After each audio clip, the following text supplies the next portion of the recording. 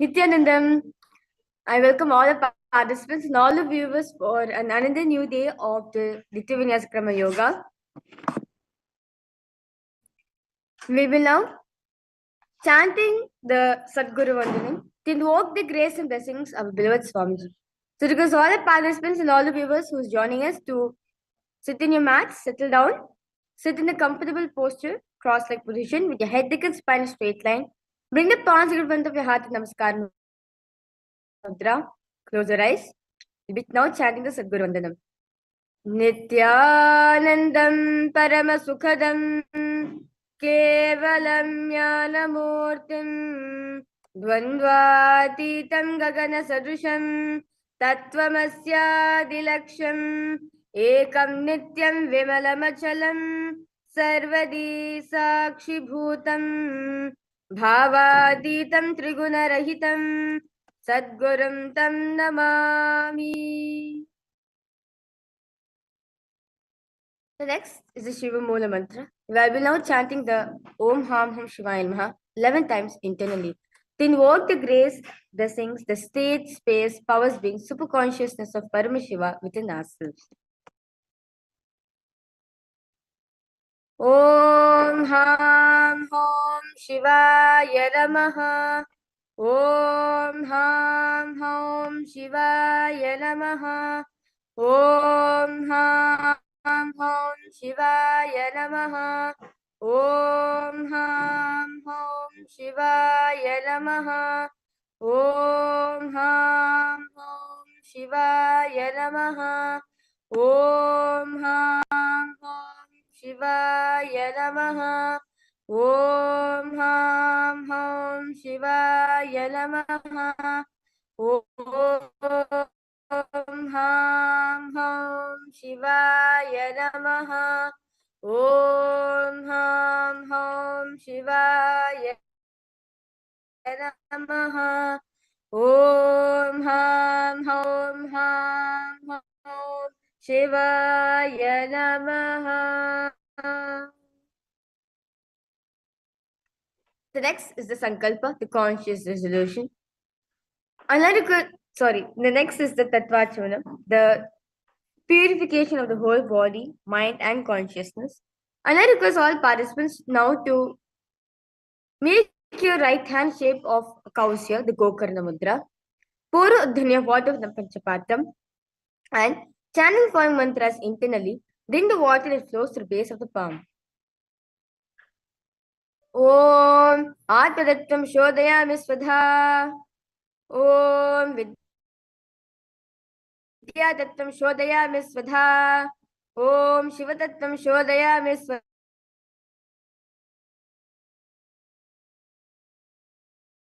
Swadha. Wash your right hand. Now, with the base of right hand thumb, moving the hand from right to left of the lips. Chant the following mantras internally. Om Ham Hridayaya Namaha. Wash your right hand. Do water for the Panchapatram. With the tips of the right hand, index, middle, and ring finger touch above the upper lips and below the lower lips. Wash your right hand. Do water for the Panchapatram. Now, with the tips of the right hand, index finger and thumb join together. Touch your right nostril, left nostril. With the tips of the right and ring finger and thumb join together. Touch your right eye, right ear, left ear. Wash your right hand. Do water for the Panchapatram.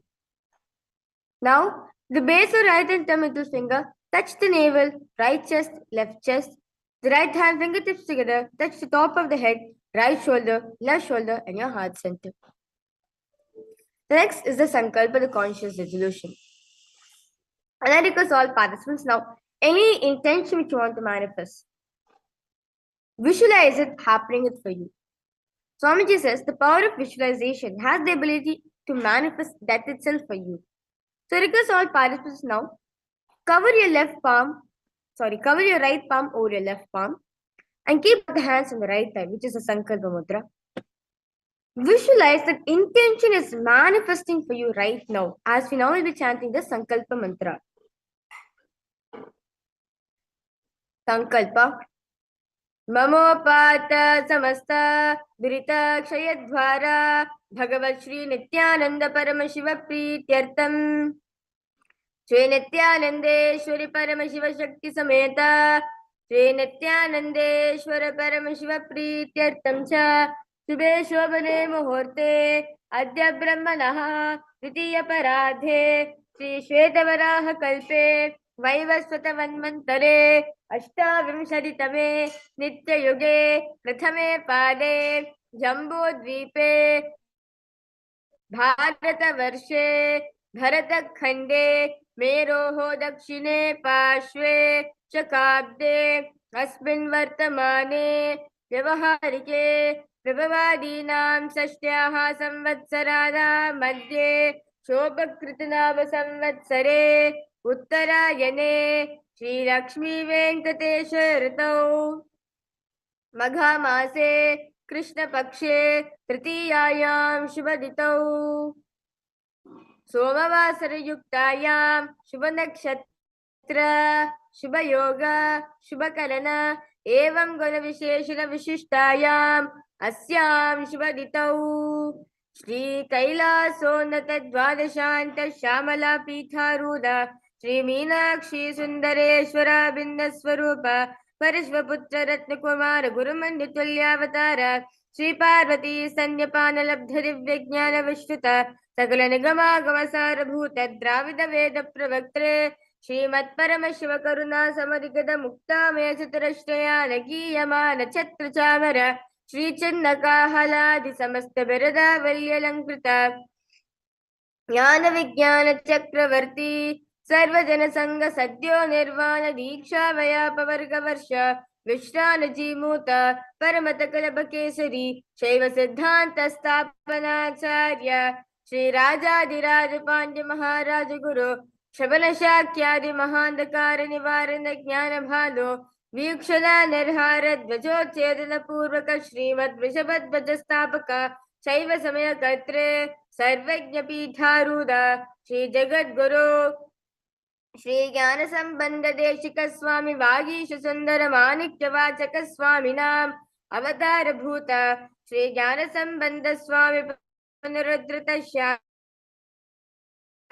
पीठ सर्वज्ञ पीठ तृणवद्युत्तर द्विष्णम गुरु महासन्निधान अर्णगिरि योगीश्वर परंपरागत अरुणाचल सर्वज्ञ पीठ गुरु महासन्निधान कैलास परंपरागत कांची कैलास सर्वज्ञ पीठ त्रयस्त्रिंशदुत्तर द्विष्णम गुरु महासन्निधान नित्योत्सव नित्य मंगल नित्य कल्याण नित्य रचित कैलास परंपरागत आदि कैलास नित्यानंद पीठ महासंस्थान महासिंहासन पीठ कर्तृ साक्षात् श्री परमशिव समुद्भूत कैलास परंपरागत वैवस्वतमनिक्ष्वाकु हरिश्चंद्र भगीरथ श्रीरामचंद्र सूरसेन इत्यादि सार्वभौम चक्रवर्ती परंपरागत चतुष्षष्टि योगिनी मंदिर चतुष्षष्टि संप्रदाय प्रवर्तक मनुधर्म शासन सूर्यवंश प्राप्त सर्वज्ञ पीठ सुरांगी साम्राज्य मोधाभिषिक्त चूदामणे साक्षात् श्री परमशिव समुद्भूत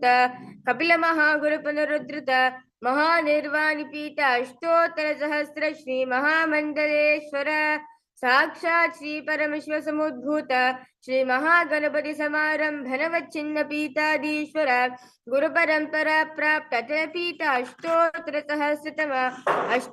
सहस्र श्री अटल पीठाधीश्वर धर्म मुक्ति स्वर्ग पर स्वर्ण पीठस्य त्रयोविंश गुरु महासन्निधान कैलास परंपरागत आदि पीठ सर्वज्ञ पीठ जगत गुरु श्री कैलास पुनरुद्धारक श्री कैलास परमाचार्य श्रीमत् परमहंस परिव्राजकाचार्य वर्य सच्चिदानंद प्रणव स्वरूप श्रोत्रिय ब्रह्मनिष्ठ श्रीमद् जगत गुरु श्री भगवत श्री नित्यानंद परम शिव श्री ज्ञान संबंध देशिक परमाचार्य स्वामिना प्रीत्यर्थम तेषां पादारविन्दयोः भक्ति सिद्ध्यर्थम गुरुकृपा कटाक्ष सिद्ध्यर्थम क्षेमस्थैर्यवीर विजय आयुरारोग्य ऐश्वर्याणाम् अभिवृद्ध्यर्थम धर्मार्थ काम मोक्ष सुदुर्विद फल पुरुषार्थ सिद्ध्यर्थम समस्त दुरितोपशान्त्यर्थम समस्त मंगलावाप्यर्थम भगवत श्री नित्यानंद परम Shiv प्रसादेन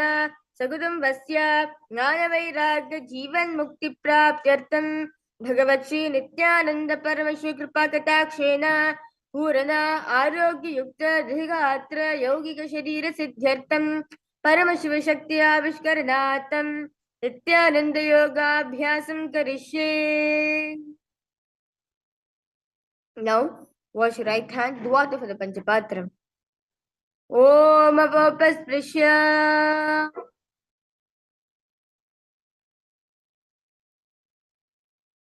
We will now entering the first entering the first asana of today, which is the Sukhasana. Now sit in the comfortable cross-legged position with your head, neck and spine in a straight line. Bring the index and thumb together in the Bindu Mudra and place them on top of the respective knees. Engage in all three bandhas where you are sucking the perineum in, pulling your stomach in and up, and tucking the chin to your chest in the Mahamudra Bandha. Visualize Paramashiva in your inner space. Repeat Soham in your throat center. Sukhasana. तत्सुखासनमित्युक्तम् अशक्तस्तत्समाचरेत् आसनं विजितं येन जितं तेन जगत्त्रयम्. The next asana is Parvatasana. Now bring the legs into Padmasana. Bring the palms together, raise them up above the head, keeping the elbows straight, engage in all three bandhas. Visualize Mount Kailash in your inner space.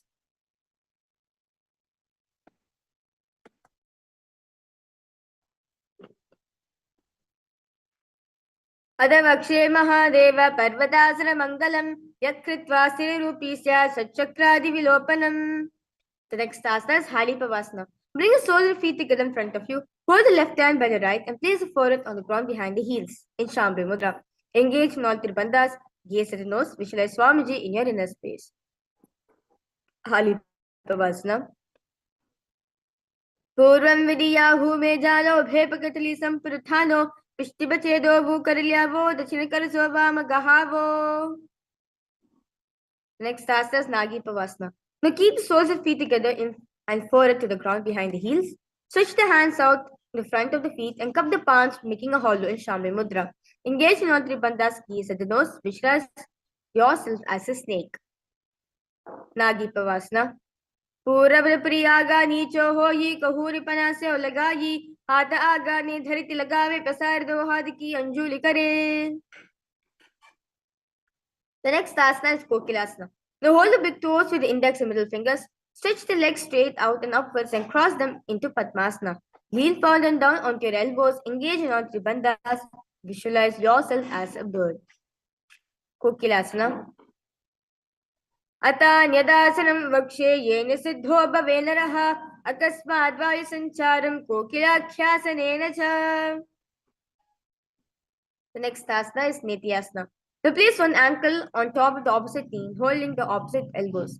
Engage in all three bandhas. Rotate the arms in a circle manner in clockwise direction. As you gaze the nose, visualize Swamiji in your inner space. Nithyananda.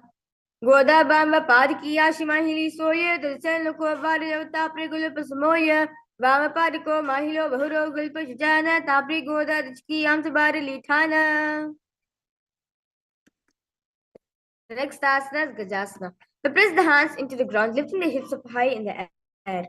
Then lower the head in the chest, scooping the body forward and down again and again. Visualize yourself as an elephant as you now engage into Uddiyana Bandha, where you're pulling the stomach in and up. गजासना. नुब्जं पादाग्रे भूमौ कृत्वा लम्भीभूय मस्तकाग्रे निधाय नितम्बं मुदमुन्नमय्य नाभिलक्ष्यं भूमौ नासिका मानीय.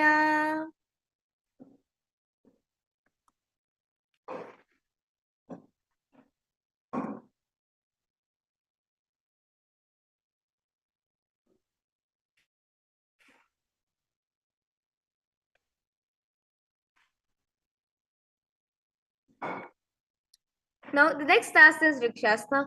Alternate pressing the heel of one foot into the ground while lifting the other heel up. Repeat this again and again. Visualize yourself as a bird. Vrikshasana.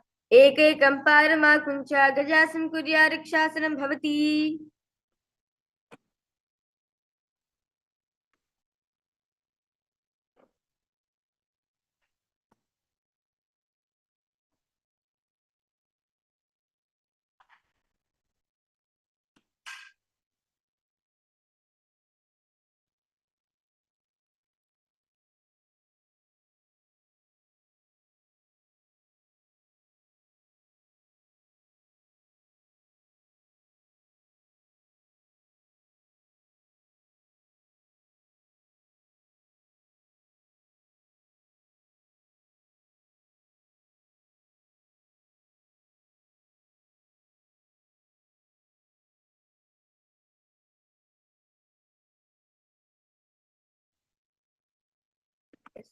Next asana is Vaishasana. Stand tall tips of the big toes. Keep the head and spine straight line. Bring the index, middle, and ring fingers to the heart center Hridaya Mudra. Visualize warm engineer inner space. Engage in the Uddiyana Bandha, where you're pulling the stomach in and out. Vaishasana. केशेन पादे गुलं भद्वा तिष्ठिर्धूमकः अथ वैशावक्षे यकृत्वा सिद्धिमान् भवेत्. We will now entering the first karana, which is the Urdhva Karana.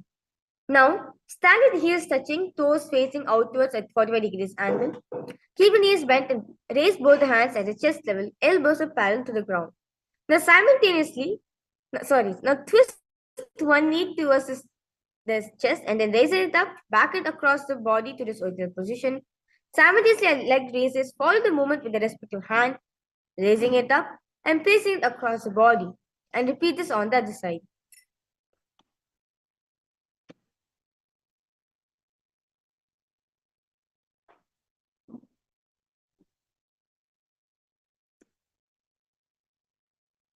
The next asana is Balalingasana. Now interlace the fingers from outside in and hold onto the knee in Sarva Shankara Mudra. Pull it up towards the chest. Keep the spine straight. Engage in all three bandhas. Visualize yourself holding a baby. Balalingasana. Ekam janusya lingasthatavyam balalinganam bhavati. Next asana is Paripidnasana. Now take one foot and pull it behind towards the buttocks, holding with both the hands in Shambha Mudra. Keep the head, neck and spine in straight line. Engage in all three bandhas. Visualize Swamiji in your inner space. Paripidnasana. स्थित्वा कस्मिन् पादतले कराभ्यां वेष्टि यत्नं पृष्ठे संस्थाप्य तेन पादपीडनमासनम्. The next asana is Natarajasana. The respective hand hold onto the sole of the foot from inside.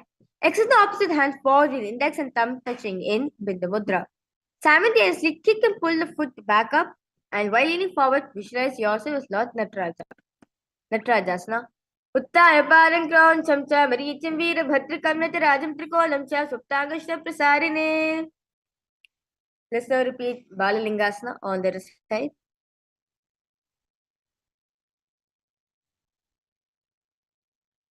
Ekam janurusya lingasthatavyam balalinganam bhavati.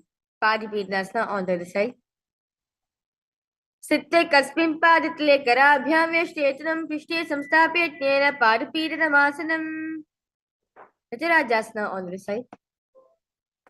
उत्तारपारं क्रौञ्चं च मरीचिं वीरभद्रकं नटराजं त्रिकोणं च सुप्ताङ्गश्च प्रसारिणे. We will now entering the next karana, which is the Ardharechita Karana. Now, from Aravandi, bring the right foot behind the other with toes down and heels up.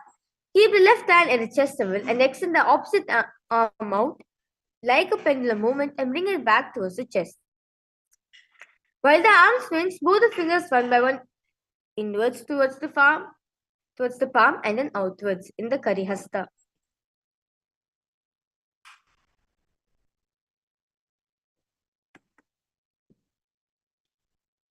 Now place right hand and nose across the ankles and repeat this on the other side.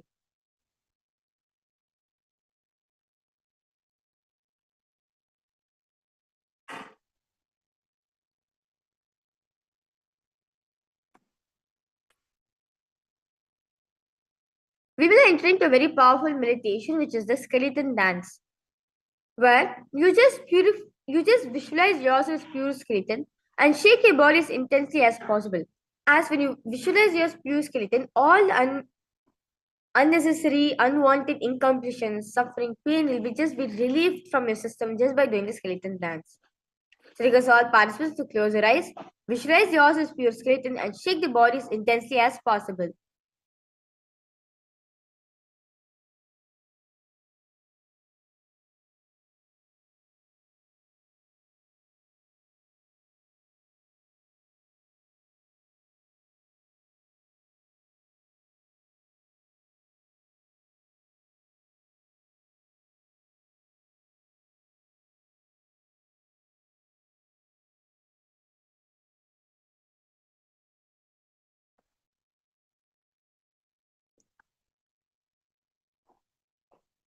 Relax yourself.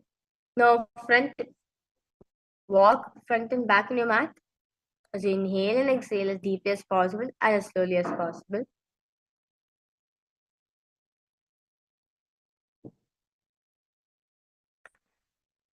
The next asana is Kati. We will entering to next Karana, which is the Kati China Karana. Now from Aramandi, bring the hands above the head with arms crossed, palms facing backwards. Move the hips to one side and simultaneously uncross the arms wide above the head. Come back to repeating position. Repeat this on the other side.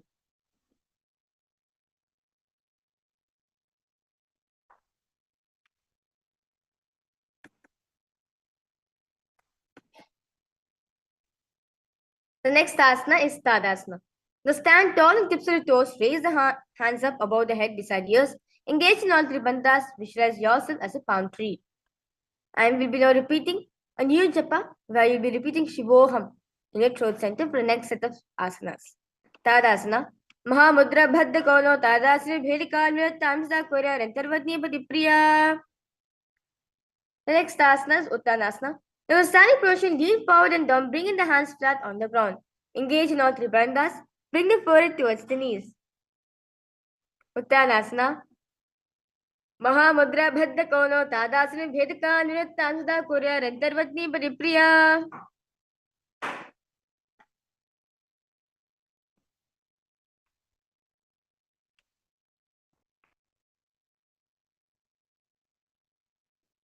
The next asana is Tarakshvasana. Now keep the hands flat on the ground, shoulders width apart. Step the feet back, keeping toes on the ground. Now touch the chin to the chest in Chandrabandha and rotate the head from side to side. Tarakshvasana.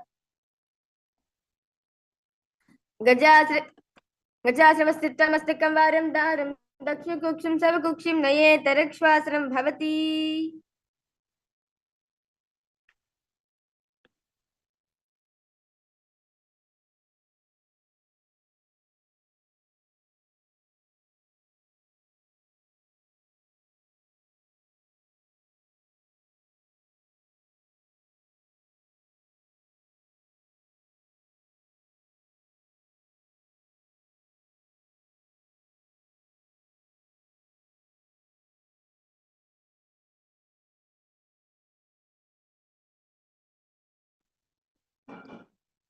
The next asana is Bhujangasana.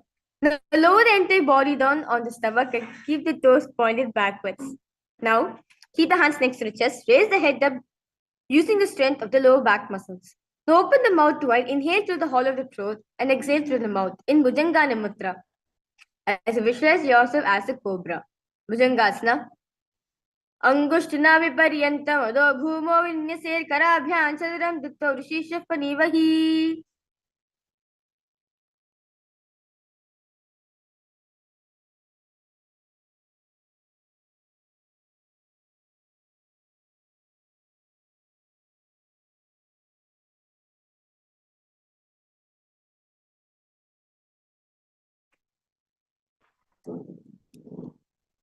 Next asana, Shashasana. This from tall plank position, alternate bringing one knee into the chest, back and forth. Shashasana. Gajasa samsto ekekam padam janudvema kuncha varam varam kartavyam Shashasanam bhavati. Next asana is Rathasana. Now place one foot in between the two hands. Simultaneously jump one foot back, bring the other in between the two hands, alternating this again and again as you visualize yourself as a chariot. Rathasana. Jasa samsito ekekam padam purvamagena bhramita kartavyam Rathasanam bhavati. The next asana is Virabhadrasana. Now keep one foot flat on the ground, toes pointing forward, knees bent to 90 degrees angle. Extend the other legs back, keeping the knees straight and toes pointed out 45 degrees angle. Now raise the arms up, parallel beside the ears in Shamyodra. Pull the stomach in and up in Dhyana Bandha. Gaze at the third eye. Visualize Lord Virabhadra in your inner space. Vashishtamalikondinyam modakukutamevacha ashta vakramato mayuram setu bandhanam. Next asana is Virabhadrasana on the other side. Vashishtamalikondinyam modakukutamevacha ashta vakramato mayuram setu bandhanam.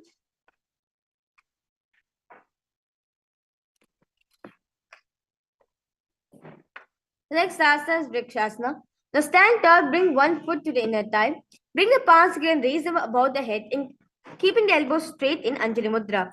Pull the stomach in and up in Dhyana Bandha. Gaze forward as you visualize yourself as a tree. Vrikshasana. वामोर्मूलदेशे च याम्यं पादं निधायतु तिष्ठेतु वृक्षवद्भूमौ वृक्षासनमिदं विदुः. Next asana is Garudasana. Now stand tall, place one foot at the opposite hip. Bring the palms in front of the heart center in Namaskar Mudra. Now keep it standing leg straight as if like a rod. Visualize Lord Garuda in your inner space. Garudasana. Garudasana vakche nidhyanastarambhavi sarvadoshatvirmukto bhavatiha mahabali. Let's now repeat Vrikshasana on the other side as we visualize ourselves as a tree. वामोर्मूलदेशे च याम्यं पादं निधायतु तिष्ठेतु वृक्षवद्भूमौ वृक्षासनमिदं विदुः. Garudasana on the other side. Garudasana vakche nidhyanastarambhavi sarvadoshatvirmukto bhavatiha mahabali. The next asana is Trikonasana. Now stand and step one leg far back, keeping the front toes pointing forward and back toes facing sideways. Now keep the arm straight, bring the front arm down towards the ground beside the foot, while the other arm is extended towards the sky. Visualize yourself as a triangle.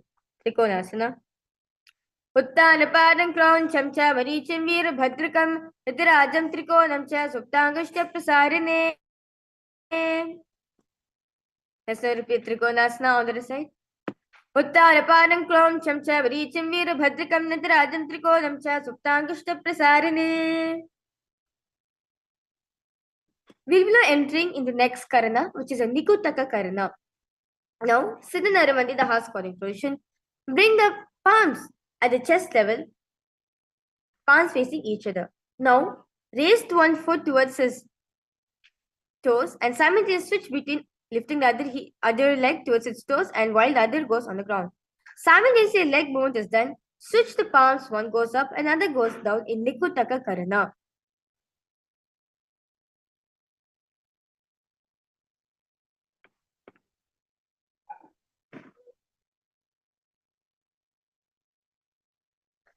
Next asana is Angushtasana. For the next set of asanas, we'll be entering to very powerful pranayama, which is the Brahmari pranayama, where you'll be buzzing like a bee. Where you inhale, you buzz like a bee, and then slowly you exhale.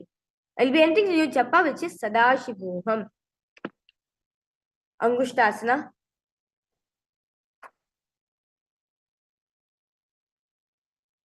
Now lower and tips of the toes, facing Pirim on back of the heels. Keep the knees together, palms in front of your heart, Namaskar Mudra. Visualize Swamiji in your inner space. Angushtasana. Kabandasramityahu Gorakshasramevacha Angushtamushtikam Yeyam Brahmaprasaritam Tata. The next asana is Saurasana. Now from tips of the toes, extend one leg straight out, heel down, toes up. Keep the knees together, keep the fingers down on the ground by the sides, palms facing forward in Varamudra. Saurasana. Prasari ekam padatam samstapyatveka padakam. The next asana is Vidyanasana. Now with the respective hand, reach forward and hold the big toes with the index and middle fingers in Prana Mudra. Keep the opposite hand on the back of the heel. Vidyanasana. Gulpa Siddha Paramekam Prasara Tatpadatum Sambishya Tatkarena Kulpam Chanam Dhari Tatkarena Dhunam Pitam Chavase Chobayatra. Let's now repeat Saurasana on the other side. Saurasana. Prasari Vidyanasana. Gulpa Siddha Paramekam Prasara Tatpadatum Sambishya Tatkarena Kulpam Chanam Dhari Tatkarena Dhunam Pitam Chavase Chobayatra.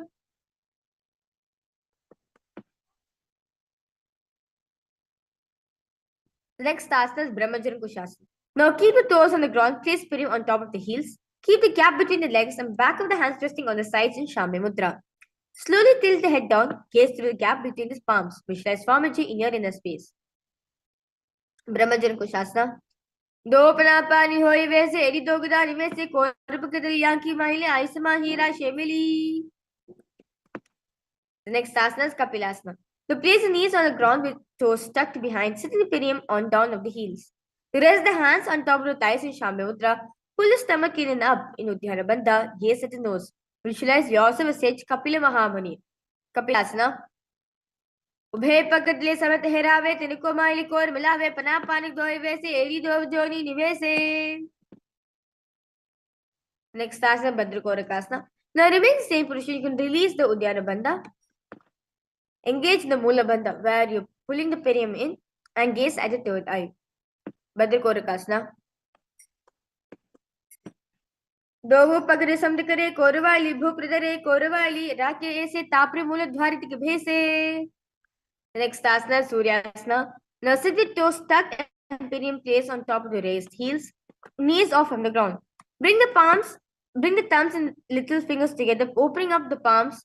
Raise the arms straight above the head, gaze through the hole between the palms. As a visualize yourself Lord Surya in your inner space. Suryasana.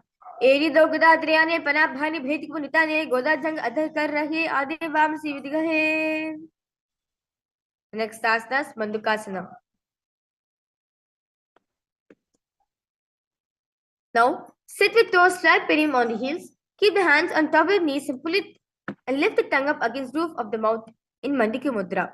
Now catch the nectar of immortality dripping from the Sahasrara Chakra with your frog tongue as you visualize yourself as a frog. Mandukasana. Paditilo Prishti Deshe Angushtetye Sandashe Jana Yugmam Punaskritya Sadhyan Mandukasanam. The next asana is Uttara Mandukasana. Now remain same position. Keep the hands in the back, holding the head with the elbows. Lift the tongue up against roof of the mouth. Uttara Mandukasana. Mandukasana Madhyastam Kurpurabhyandam Shiraha Etad Bhekoduttana Mekoduttana Kurvakam. Next asana, Simhasana. Now cross the Simhasana. Now cross the ankles, sit on the feet. Keep the knees wide open. Fingers spread on top of the knees in Shambhu Mudra. Open the mouth wide. Stick out the tongue. Exhale forcefully. As you gaze at the tip of the nose, repeat this several times as you visualize yourself as a lion. Simhasana. Dakshinam Sarvagulpela Dakshine Hritetram Hasto Janu Samstapya Swangulisya Prasari.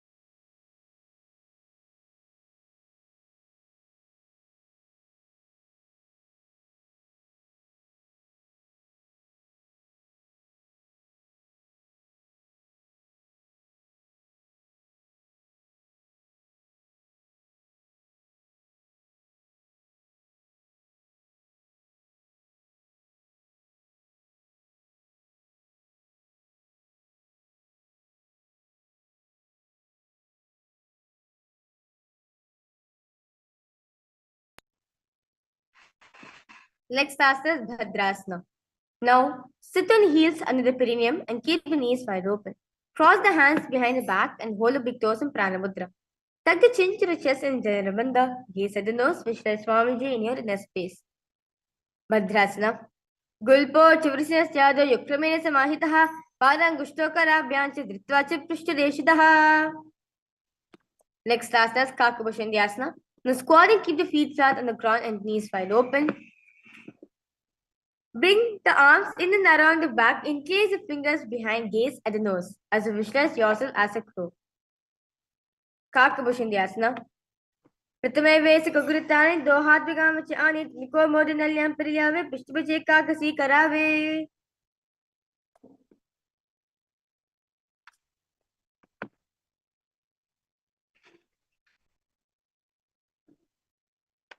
The next asana is Kanipavasana. Now place palms on the floor, shoulders width apart. Bring the knees on the back of the arms towards the armpits. Lean the chin forward and down, gaze ahead.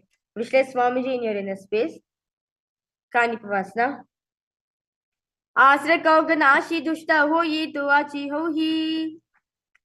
The next asana is Kapalyasana. Now place the hands on the ground, shoulders width apart. Bring the top of the head on the ground, forming a triangle between the hands and the head. Now bring the knees onto the elbows, hips over the shoulders, straighten the legs up and gaze at the nose. Kapalyasana. Sisa Shisha Dharati Teki Pagumliva Uchagukare Pagatalia Karasanmushirashe Do Hadaki Hateli Do Pashitya Dharati Teko Dushtina Asa Agra. Relax yourself. The next asana is Paramashivoham. Now squat and toes with legs together. Twist the body and place both the hands onto one side. Align the elbows with the knees and the hip. Lean onto the arms, balance. Extend the legs to the side, gaze at the third eye. As you visualize yourself as a peacock. Mayurasana. Mayuram dandavat Paramashivoham. Mayuram dandavat Kuryan. Mayuram dandamakam. Kuryan Mayuram Pashvabhyam. Mayuram Pashvanamakam. Let's now repeat Paramashivoham on the other side. As you continue, visualize yourself as a peacock. Mayuram dandavat Kuryan. Mayuram dandamakam. Kuryan Mayuram Pashvabhyam. Mayuram Pashvanamakam. The next asana is Bhairaganathasana. Now, place both the hands on the ground, shoulders width apart. Stretch the legs back straight into Tarakshvasana, the plank position. Now, step one foot outside the respective shoulder, bringing the foot between the hands. Gaze at the third eye as you visualize Lord Kalabhairava in your inner space. Bhairaganathasana. Asana Kogna Piti Jayi. Let's now repeat Bhairaganathasana on the other side. Bhairaganathasana. Asana Kogna Piti Jayi.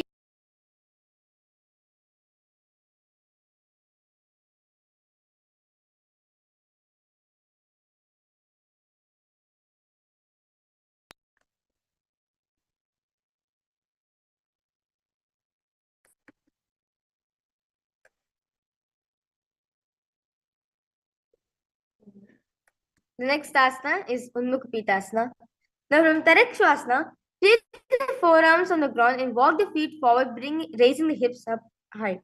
Now lift the chest, head up, gaze at the third eye, visualize Swamiji in your inner space. Unmukha Bhunyasto jarane hasto chadushpara vamakam utta bidangirigilam katistalma bhiruka. The next asana is Vishishtasana. From Tarakshvasana, rotate the body to one hand and raise the opposite hand up in Shambhi Mudra. Keep the balancing hand directly beneath the shoulder. Raise the hips, gaze towards the sky. Vishwasage Vashishta in your inner space.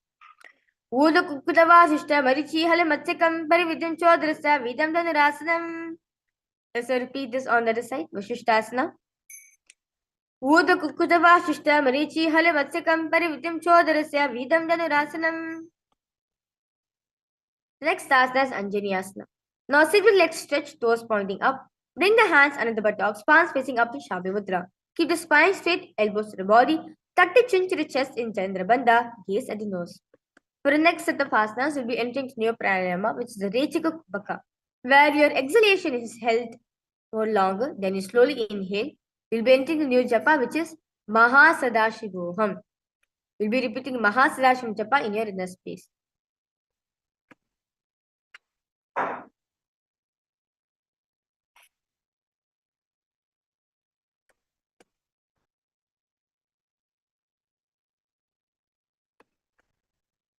Anjani आसना दो कर की उभी हथेली कोरवाली मेले भेली सो आगाम ने भूप्रदाशे महाने अंगे मेराशे. Next asana is Paschimottanasana. Now bend from the waist and hold the big toes with the index and middle fingers in Prana Mudra. Bring the chest to the thighs, head to the knees, engage in all three bandhas. Visualize Swamiji in your inner space. जानो परेला तंतु पश्चिमं तान मुचतेन केन प्रकारेण सुखं दारं च जायते. Next asana is Ugrasana. Now sit your legs straight and apart. Clap the hands behind the head and lean the chest forward and down. Bring the head to the knees. Engage in all three bandhas. Visualize Goddess Kali in your inner space. Ugrasana. Sarvanipyandram ditva jano pirishironiset asana agvavidam proktam bhavedalina deepanam. The next asana is Marichi Asana. Now sit with legs extended. Bring one heel to the groin, knee raise. Reach the arms in and around the knee and clap the hands behind the back in Sparsha Mudra.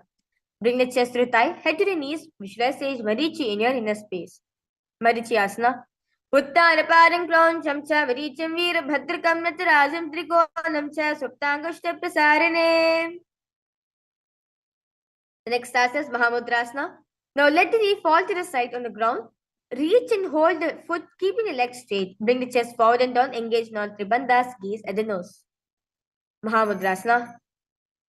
Dava pagaki yadi joy sivaniyan laga visoyi dasripada labojin sari tameyan kaksidare.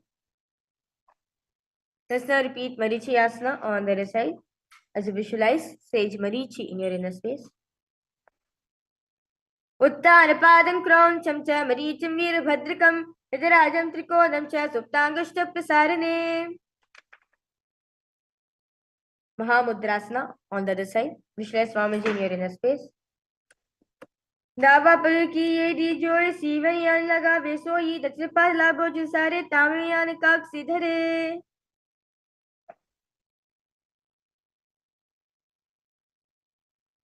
The next asana is Bhadrasana. Now sit and bring soles of feet together with heels close to perineum. Keep the knees wide open, hold the feet firmly. Make the straight spine, gaze at the nose, visualize Swamiji in your inner space. Bhadrasana. Gulpo Javrasya Syadha Sivanyapa Shukshupet Parapa Shilpa Nipyan Rimbadva Srishulam Bhadra Srimuvetet Sarvavyadvishapaham. Next asana is Gwalipavasana. Now from Bhadrasana, extend the feet away from the body. Keep toes together, heels apart, knees wide open. Raise the hands to respective knees in Shambhi Mudra. Tuck the chin your chest in Jandra Bandha. Gaze at the nose. Gwalipavasana. Purva Charbra Chokasu Sohi Vahi Video Kichi Sohi Yame Ed Bhinna Jurashe Angola Tantirorashe. The next asana is Joniasana. Now sit and keep soles feet together, heels close to perineum. Hold the soles of the feet, lean forward and down, bring the forehead to the feet, gaze at the nose. Visualize the Yoni Mandala in your inner space. Joniasana. Dovo Pagatili Samtikares, Edamere Gating Gadare, Ardahadiko, Antarashe, Lazabakatilia, Muparadashe. The next asana is Mirikipavasana. Now sit and keep the heels together, toes apart, knees wide open. Lean forward and down, extend the hands out wide and palms facing on the ground. Bring the forehead to the ground behind the heels, gaze at the nose, visualize Swamiji in your inner space. Mirikipavasana. Puravadaviri Pakatali, Sampurushori, Edi Milirashe, Edi Asimahini Kari, Agulodo Antre Dharti Lagave. The next asana is Siddha Samadhyasana. Now bring the arms below the shin, extend it out and keep the palms facing up. Bring the forehead to the ground above the feet. Bring toes near the throat. Gaze at the nose. Visualize Lord Surya in your inner space. Siddha Samadhyasana. Dovo Pagadi Samdikare, Sole Medaga, Medare, Angula Tantirashe, Ediko, Ese Vidashe. Next asana, Chinikipavasana. Now sit and keep heels together, toes apart. Hold the feet and open them up, bringing the soles together. And bring the soles towards the sky. Bring the hands. Keeping the back of the hands on the ground. Now press the elbows onto the thighs towards the knees and gaze at the nose. Visualize Swamiji in your inner space. Chinikipavasana. दो बगा की यदि धरती मगवा में लगावे पगती महल को रंगता की शुद्ध जोदे बारी को पनाशुल्या राशे. The next asana is Charpata Chokasana. Now place the hands on the knees, gently press them down. Pull the stomach in an upward dhyana bandha, gaze at the third eye. Charpata Chokasana. दो वो पगड़े समुद्रे आगम निजार पसारे घोदा भूसो लगता राशि हाथ दो गोला परिदाशे.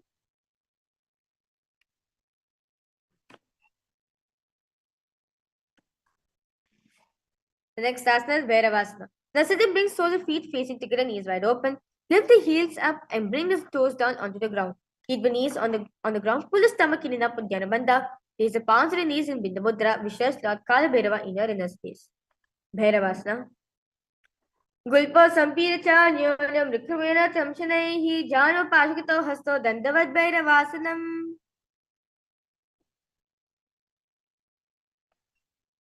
Next asana, Samanasana. Now sit with one heel at the perineum. Lift and hold the other foot, pulling the sole of the foot onto the chest.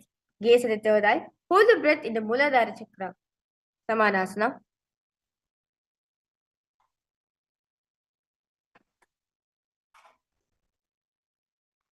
Samanasana Vakshe Siddhimantra Sadhadat Ekaparam Ritva Gushonya Linga Vatrike. Next asana is Apanasana. Now sit and place one leg on top of the respective shoulders. Raise the other foot upwards and straight. Keep the hands on the ground to the sides. Gaze at the third eye. Apanasana. Kevalam parme kanchas kandecharopi adinayaka parmika gunetishte dandava prabho. Let's now repeat Samanasana on the other side. Samanasana.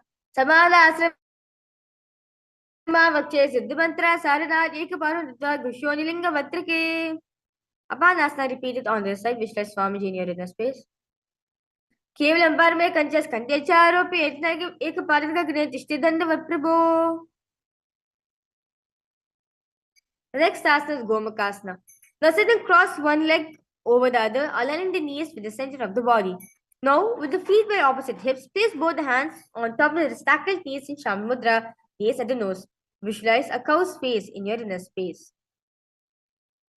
Gomakasana. Savve Dakshinakul Panto Pishtapashi Nyojerik Nabita Savim Gomkam Yatha. The next asana is Anushastavan. Now from Gomakasana, hold the big toes, index and middle fingers and Pranamudra. Relax the shoulders, pull the stomach in and up, gaze at the nose. Visualize Rishikanusuya in your inner space. Anushasana 2. जीव दक्षिण गोदो नीचो ताने वामता के ऊपर आने गोदासन दिवला वे भारी आधा पर अपनी देश में बसारी. The next asana is Anushasana 2. Now, interlace the fingers behind the back, heel forward and down in Paramashivoham. Bring the chin over the knees and touch the nose to the ground, gaze at the nose. Continue to visualize Rishikanusuya in your inner space. जीवना गोदा की समृद्धा व गोदा की समदिविला राशे गोदा सुलिय पक्तलिया व अधवाय सुदाराशे. Next asana is Garudasana 2. Now sit on the ground with one heel pressed against the perineum. Keep the opposite foot on the ground in front of the other. Now keep the spine tall, chest out, and hands respect to knees in Shami Mudra, gaze at the nose. Visualize Lord Garuda in your inner space. Garudasana 2. Davo Pagamori Edi Mahim Gulpamulata Niche de Bese Jivani Pagati Dharti Te Gedo Goda Uncha Ubhorashe. The next asana is Naradhasana. Now, increase the fingers behind the neck, twist the outside of the raised knee, gaze at the third eye. Visualize Lord Sage Narada in your inner space. Naradasana. Pishti Juva में पगतली केरी भूपी ताई लगा विपेरी गुरासना पनो है जोई तिशबात तीरा के सोई. The next asana is Matsapidikasana. Now place one foot on top of your opposite thigh and wrap the respective arm around the knee, holding from outside chin. Extend the opposite hand straight to hold on your respective toes with the index, middle fingers and Pranamudra, gaze at the nose. Visualize Matsyavatara Mahavishnu in your inner space. वामे नवामांगुष्टन्तु गृहीतं मत्स्यपीठकं योनि वामे संपीड्य मेधारुपरि दक्षिणम्. Let's now repeat the Gomakasana sequence on the other side.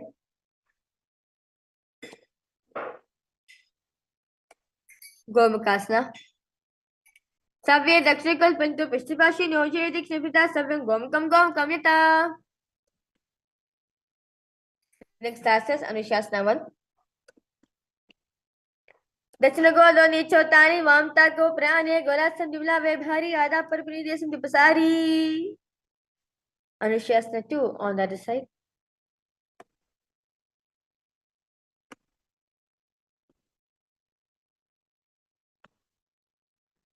जीवना गोदा के संधि उब्रता व गोदा की समझी मिला राशे गोदा से लिए पकतलिया व अधवाई सुदा राशे. Next asana is Naradhasana.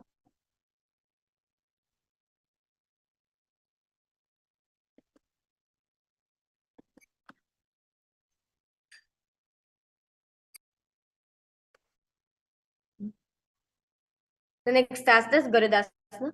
Visualize Lord Garuda in your inner space. दावा भगमोरी एदी माहिलम गुल्प मूलद्वा नीचे दे बेसे जीवनी पकते धरती ते गोदम सुगौराशे. Naradasana. We repeat it on the other side. Visualize Sage Narada in your inner space. पिष्टिजुवा में पकतली के भूपरिता लगा विपेरी गुरसना पनो है जोई रिशपाक देरा के सोई. The next asana is Matsapidikasana. Visualize fish avatar of Mahavishnu in your inner space. वामे नवामंगुष्टन्तु गृहीतं मत्स्यपीठकं योनि वामे संपीड्य मेधारुपरि दक्षिणम्. Next asana is Matsyendrasana. Now place one foot on top of the opposite thigh. Place the opposite foot on the ground on the far side of the opposite thigh.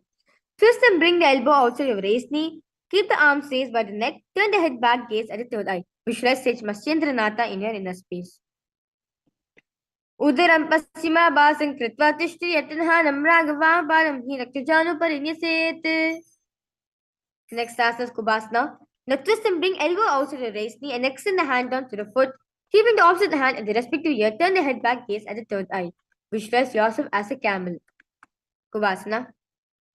Asana Kaugran Jo Lo Jaye. The next asana is Maschendrasana 2. Now, keeping the opposite hand on the ground, turn the head back, gaze at the third eye. Visualize Sage Maschendranatha in your inner space. Maschendra Pitam Jadar Pradeepam Pajanukmandala Kandanastram Abhyasta Kundalini Pravotam Dandastiratam Hinaripam Sam.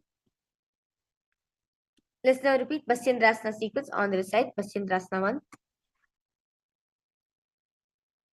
Udaram Pasima Pasang Krita Tishti Yatanha Namrang Vadapadam Hiraktajanu Parinyaset. Kubasana on the side. Visualize yourself as a camel. Asana Kaugna Jo Lo Jaye. The next asana Maschendrasana 2. Maschendra Pitam Jada Pradeepam Pajandak Mandala Kandanastram Abhyasta Kundalini Pravotam Dandastiratam Hinaripam Sam. The next asana is Padmasana. Now sit and place feet on top of the opposite thighs. Place the palms on respective knees in Sham Mudra. Engage in all three bandhas, gaze as nose. Visualize Paramashivoham in your inner space.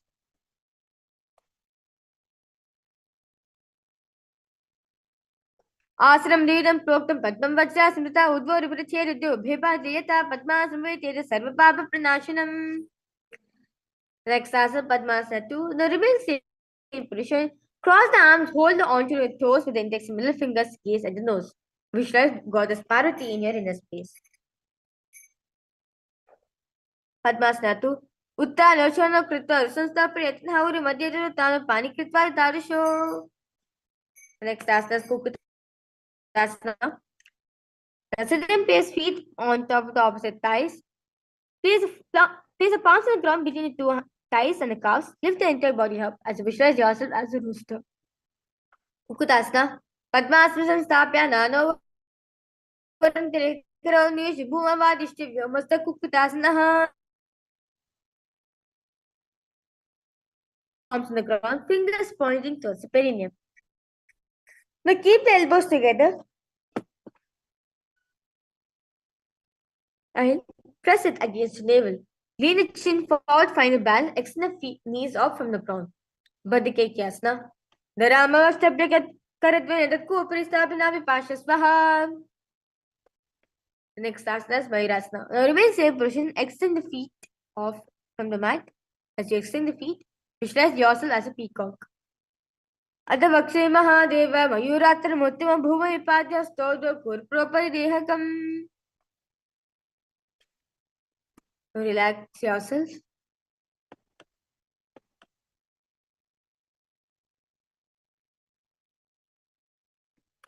Next asana is Makarasana. Lay on the stomach with feet pointing outwards and rotate forehead on the mat. Inflate the fingers behind your neck and back and hold. Visualize yourself as a crocodile. Makarasana.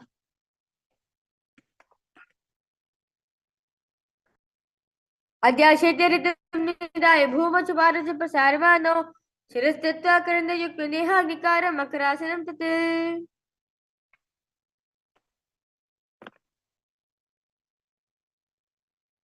Next asana is Shalabhasana. Lay on the stomach, place the hands on the ground beside the chest. Raise the legs up, bring the toes off from the ground. Visualize yourself as a locust. Shalabhasana.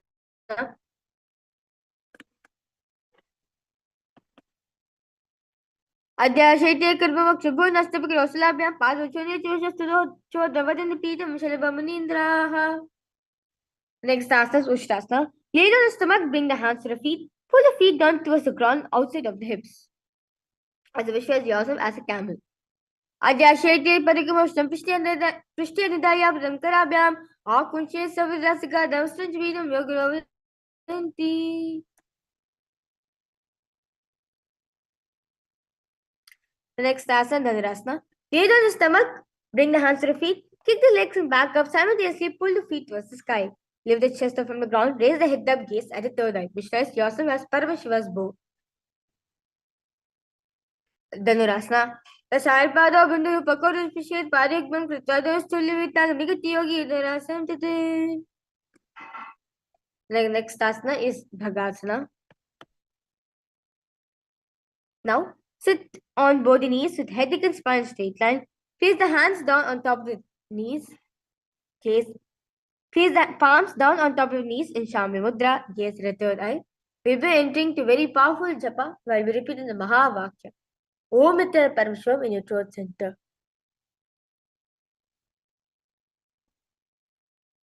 Bhagasana. Udita Mori Bhavra Vese, Rojikrik Vese, Bhaimaha Gulpacho, Klapashila Vesobu. Next asana is Gohyasana. Now from knees, place forearms on the ground.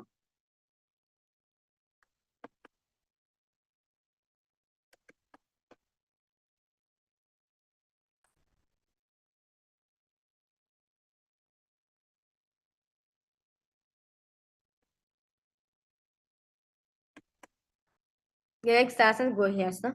Now place top of the head on the ground, pulling the back of the head with the hands. Walk the toes forward until the hips align with the shoulders. Lift the feet up, keeping the knee bent together against the chest, touching the chin, gaze at the nose.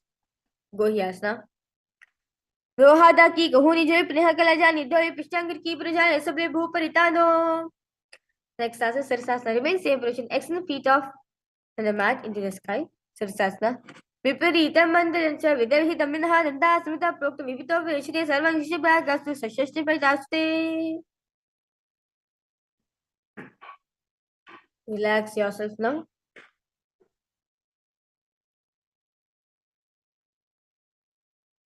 Relax at the fastest bending new pranayama, which is the Bhastika pranayama, while be rapidly inhaling and exhaling. The next asana is Pojasana. Now, sit with the hands behind the calf, stretch the legs up straight. Bring the forehead to the knees, come to vertical position with your legs. Pojasana. दो हाथ विभाग लिया वे दो हाथ विभाग आने गोदा तेरे काक सीधा ने अंकुश पिंडी लगदा तेरे चुने में आकर शी करे. Next asana is Unmukha Pitasana.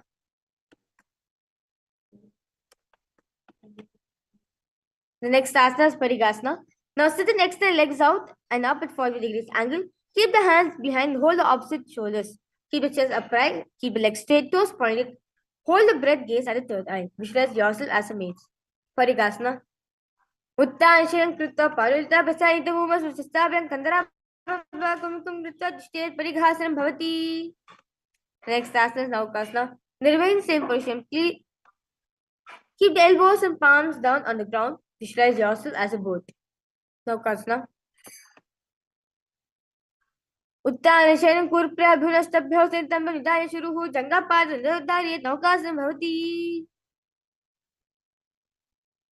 Next asana is Rudrasana. Now sit and lift the feet up, scoop the hands under the heels and pull the feet towards the chest.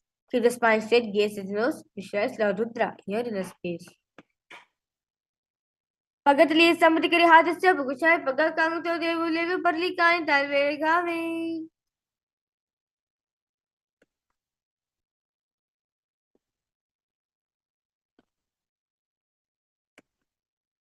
The next asana is Unmukha Pitasana.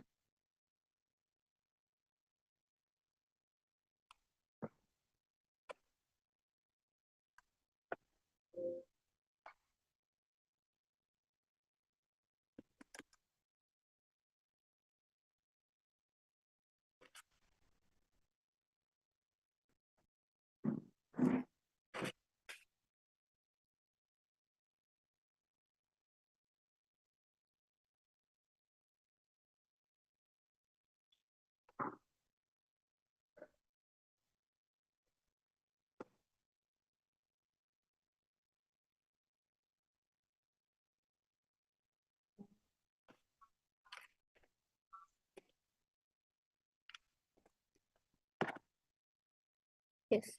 The next asana is Unmukha Pitasana. Now,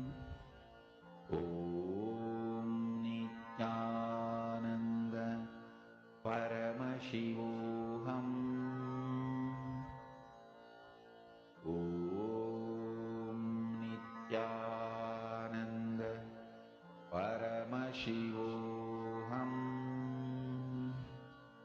Om Nithyananda Paramashivoham.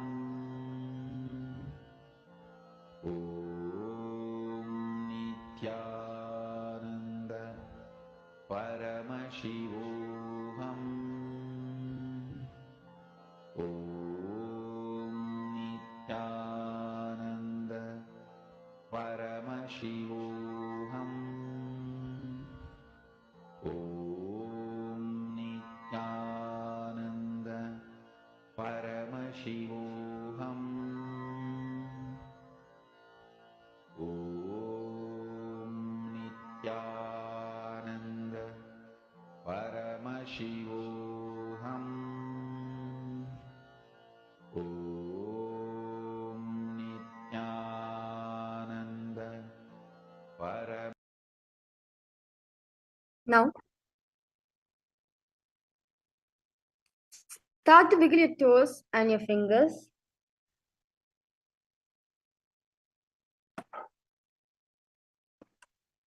Raise yourself up to a comfortable seated position.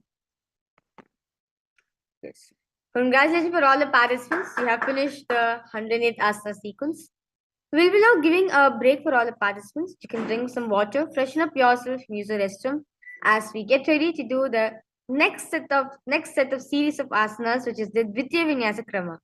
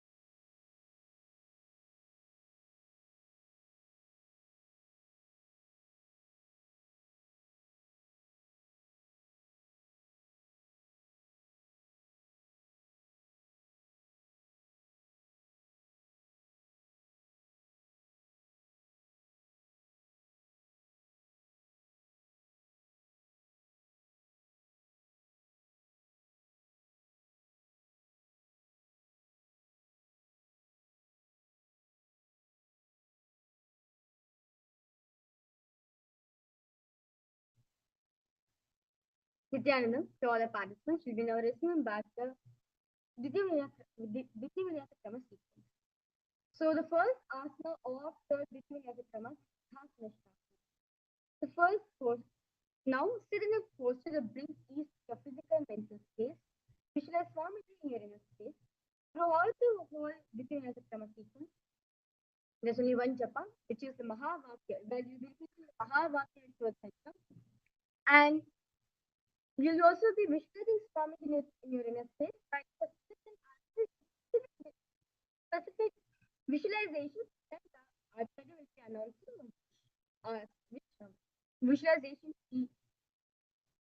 to be visualized, and also Mulabandha for all the commands is Mulabandha, and if any changes needs to be done in the bandha, that will be announced.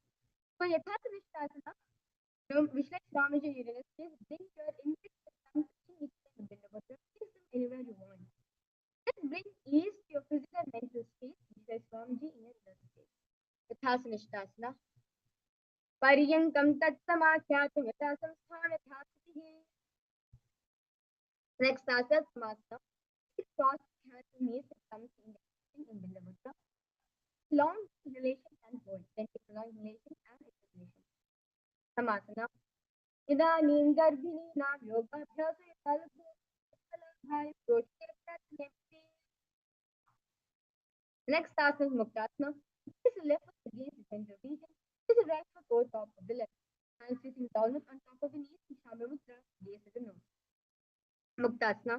Repeat your Sivanim Sukmam Netra Gulpataha Amam Ametu Kela Muktasana Sambhavete. Next asana Siddhasana. Remaining same position Muktasana, gaze at the third eye. Siddhasana.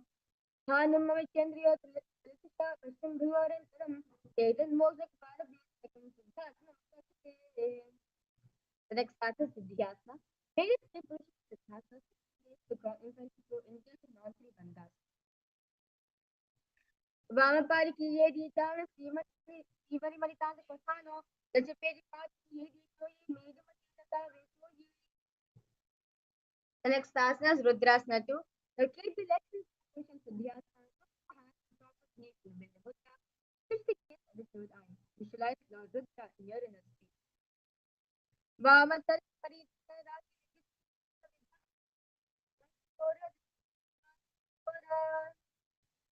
The next step is Vinyasa. The basic step of Vinyasa is at the nose. Stand to Vinyasa. Asana Kaugramani Sankatamita. The next asana is Vinyasa 2. Taking one heel on top of the other. Bring the arms to bring one palm over the palm. Bring one palm over the other. Vinyasa 2. Vichukaya Samasinaha Siddhatra Munditam Pasar Gulparatu Dotam Madharaj. Next asana is Bhatayonyasana. So make your one heel of Dhyana. Just fingers about the flip. Just fingers closing the nostrils and the eyes and closing the ears and making it. Bhatayonyasana. Yatta Madhya Mahadeva Bhatayonyas Neshino Yatta Pratyekta Bhuta Vikireti Proyata. Next asana is Virasana. So place one foot on the thigh and another foot on the opposite side. Finger touching together in the middle of the face. Virasana. Take up Paramate custom winter slowly Samstahaya Rosina Soram Virasana Virasam. The next asana is Balmikasana. The left heel on the right side makes the organ toes under the thigh. Right foot on the left leg on the toes by the knees. Hands in the respective knees, thumbs and index touching in the middle of the gaze at the third eye. Visualize the grey sage, Maharishi Valmiki in your inner space. Dava Pagati Pratali Punayati Hejoya, Anadi Shivika Krishna Anilaga Vesoya. The next asana is Joni Mudrasana. Switch the legs in the same position. Switch the gaze at the nose. Visualize the Joni Mandala in your inner space. Joni Mudrasana. Bhamapagati Pagati Janhima Hikori Toni Taha Kari Vaisya Ulita Pav Jamori. Next asana Yoniasana. Repeat the same position. Gaze at the third eye. योन्यासं पर्वतेन योगमेवं कालकलनान् तावदेवहि. Next asana, Bhadrasana. Bring toes the feet together, holding with both the hands.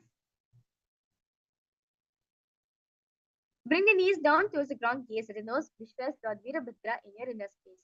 We will now engaging in the Udhyana Bandha by rippling the stomach in and out. Bhadrasana.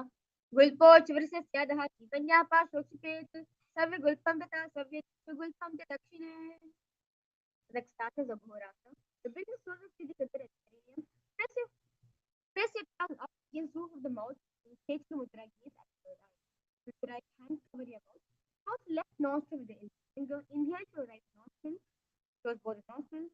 Hold the breath. Sit to the left nostril and exhale it on the other side in the uncontrolled pranayama. Visualize yourself as a Aghorasana. पूर्वकः विशिष्टा चोई काहि विरियो कीजिए तो ये संभव अंगुलिक तब अंगुली में कहरी आने मुखो सिंपली सिंपली करी काने. Next task, Neri Pavasana. Then bring the feet together in front of the toes to the hips. Elbows on the heels, resting on the palms. Gaze with the nose engaged in the Udhyana Bandha. Pulling the stomach in and up. Visualize yourself as a female elephant drinking water. Kaneri Pavasana. Gava Lipavasana Karshana Yamu Vitani Vidikati Yogu Kulpamasano Ekdavachi Kahu Nithano.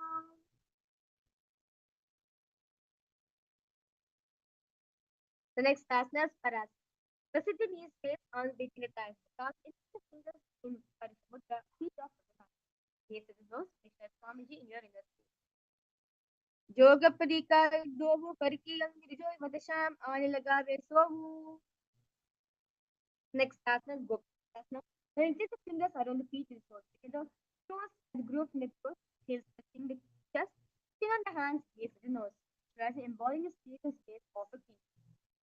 Gopi Chandasana. Purabari Pripakasangutta Takuruparashe. Gedi Hidalagave Kangasi 8 Tangi Parirashe. The next asana is Uttarasana. Now sit with soles feet together, insert the hands underneath the legs, opening the feet with interlocked fingers in Shanti Mudra.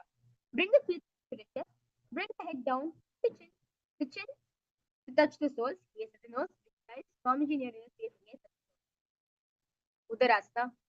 Dovu Pagre Samritane, Ubay Hastiki Hurdhitane, Angushtam Samit Harave, Tivka Nieche Tahi Lagave.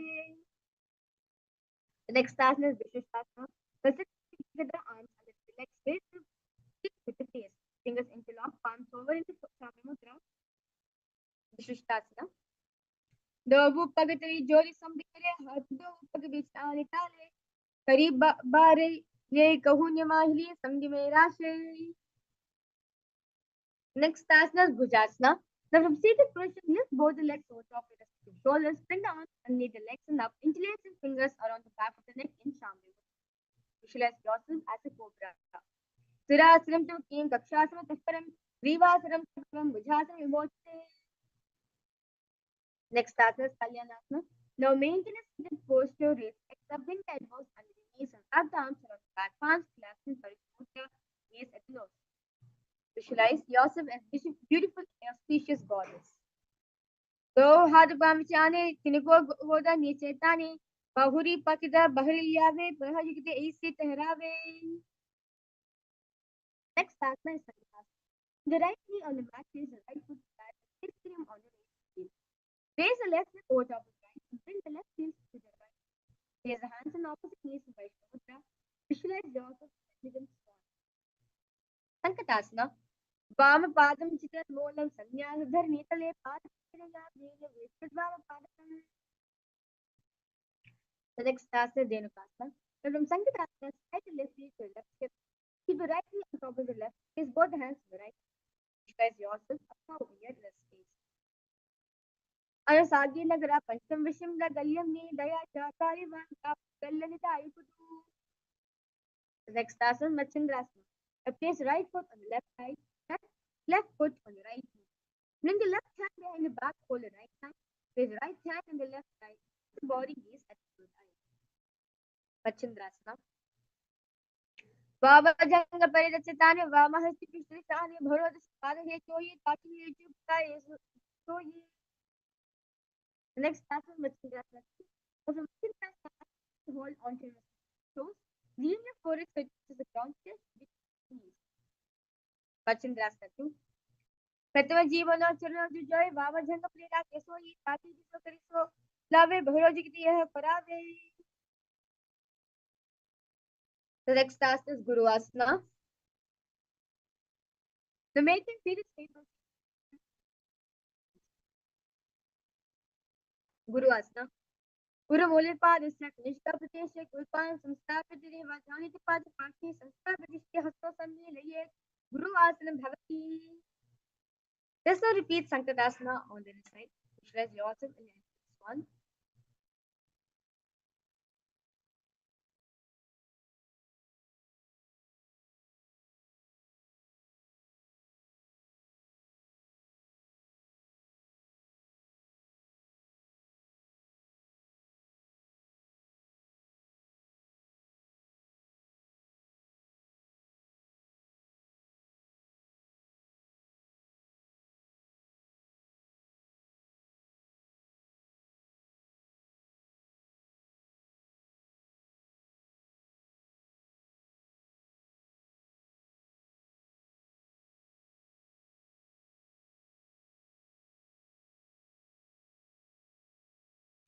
Sankadasana. Vamapadam Jite Molam Vinyasa Nitale Pari Tanjaya Mena Vishit Vamapadam. Next asana Jayapasana Vishwasana.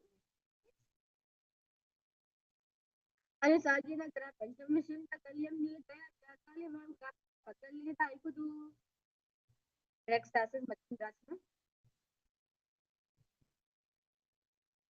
Baba Janga Paradistani Baba Hare Bhara. This is Pari He Joy Pakili Joy. Next asana Machindrasana. प्रथम जीवन सुंदर विजय बाबा जंग पे किसो ये ताकि ये करिसो लावे भुरा चिकतिया परावे. Next asana Guru Asana. और मोडल पर इससे निष्ठा प्रदेश कुलपान संस्था करे बचाने के पास पासी संस्था पे हस्त में लिए गुरु आसन भवति. Next asana Parshvasana. Now sit your feet flat on the ground, knees straight against your chest, hands holding the opposite knees. Thighs together, keep the spine straight. Press the tongue against roof of the mouth in straight mudra. Gaze at it. Palm से धूना Asana Bhavati. Next asana Bodhisvasana. From seated position, feet flat on the mat. Wrap the arms around the legs. Hold the opposite wrist. Place the chin onto the knee. Gaze at the nose. Bodhisvasana. दो पगड़े भूपति गोरमिला उत्तरे भई से जंग का ताज तक निवेश से. Next asana Purakatasana.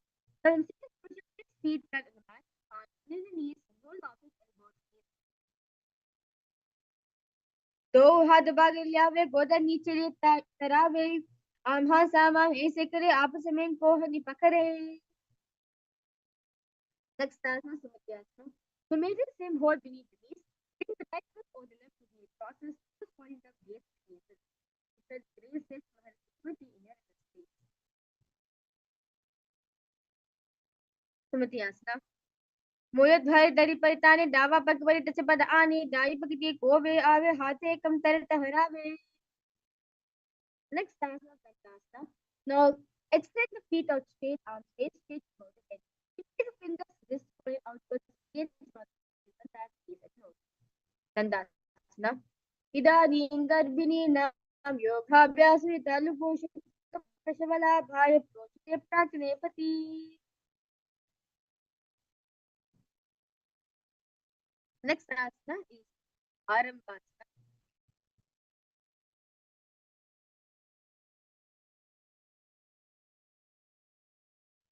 Now hold the big toes with index and middle fingers just forward and down. Adi Shodha Pranayama. Vishwas Swamiji in your inner space. Arambasana. दो पग मिला पसारी पग का मुता पकड़ी लाद गोद लगावे.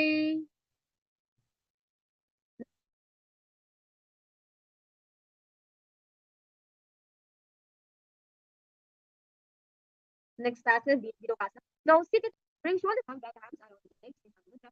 Holding the soles of the feet, gaze at the third eye. Virokasana. प्रथम भय सिद्धो पापसारी कशिका उल्ट कुर्दो धारे.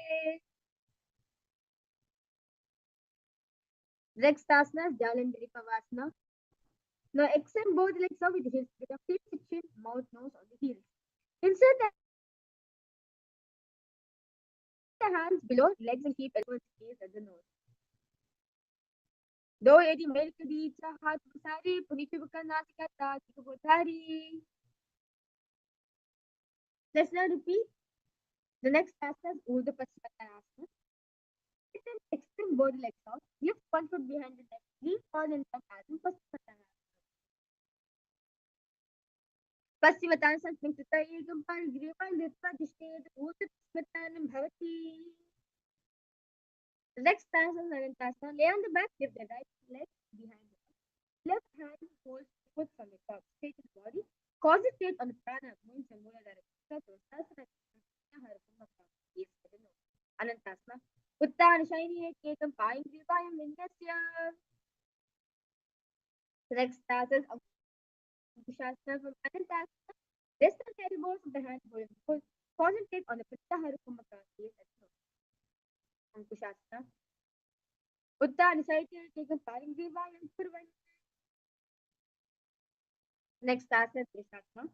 Now lay down on the back, bring the knees together. Insert your hands in the palm of the arms towards your left and your right. Trishasana. Uttanashayini jani hridayavastam achita suto rindi karasya bhadra sunipa tavyam lo daye dishasaram bhavati. Let's now repeat Urdhva Paschimottanasana on the other side. Paschimottanasana ekam parigriva nitva dishtet Urdhva Paschimottanam bhavati. Next asana is Anantasana.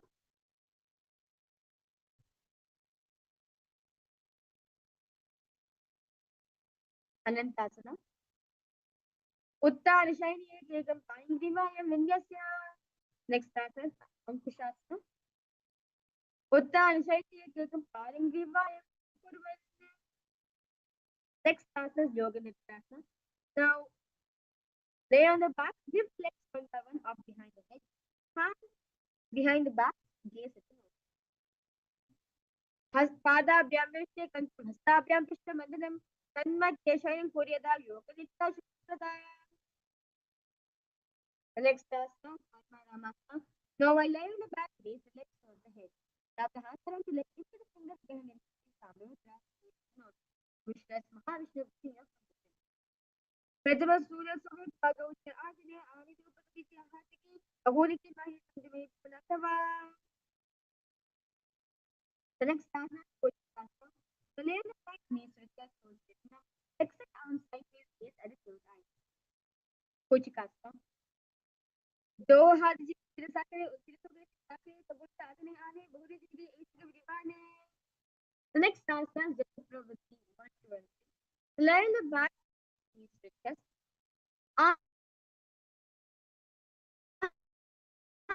reach the sides of the shoulder level. Extend straight. In Jatapravati 2, he both legs bent to one side. In Jatapravati 3, he both legs straight to one side, looking opposite direction. Jatapravati asana. Parividya sukshibhagi didahi par kirtaha kolam mota kolam athapita. Let's now repeat Jatapravati asana on the other side.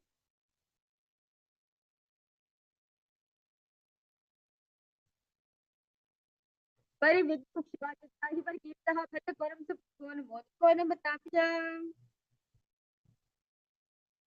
Next asana is Vipati. So lay on the back, bend your knees and face flat on the ground. Hold the ankles, lift the hips, gaze at the nose. Visualize yourself study and breathe.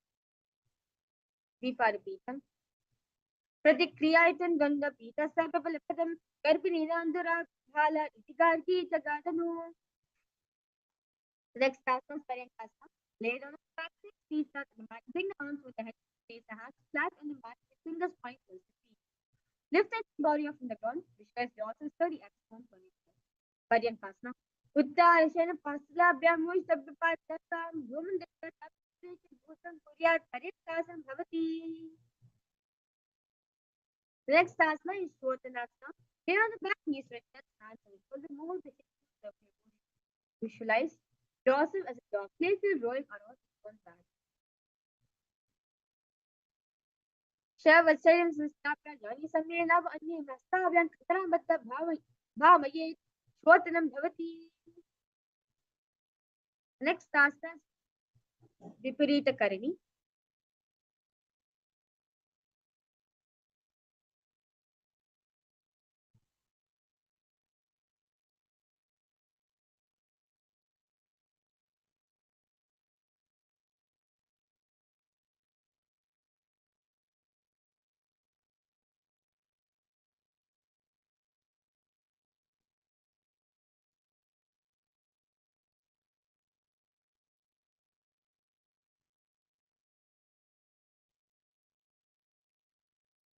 Next asana Viparita Karini. Now light behind, raise the hips and legs up. Elbows and hands extend on the mat below. Help the body raise the space. Move the legs around and around. Viparita Karini. Bhutale Shashira Datta Keda Yetara Nakaya. The next asana Viparita Karini 2. Relevant chair position. Stop the movements of the legs. Karini Viparita ke Sarvadivyad Nashini Abhyasi Tasya Jatra Agni Vivardhani. Next asana is Dangalasana. Lay on your back, lift the feet over the head, toes up close. Hands touch to the ground, palms cleft and twist the neck and shoulders. Press yourself as a flow. Reverse to the Bhuma Samya Padadutta Ujjum Kuryat Narkasam Bhavati. Next asana Shahid Smitanasana. So lay on the back, legs over the head, on the ground. Hold the toes, arms and legs are straightened. Visualize one of the 84 different asanas directly read by Tanam Shahid Purvita. Next asana Supranasana. So lay on the back, toes outside, hold the toes in the Pranamudra. Parividhiku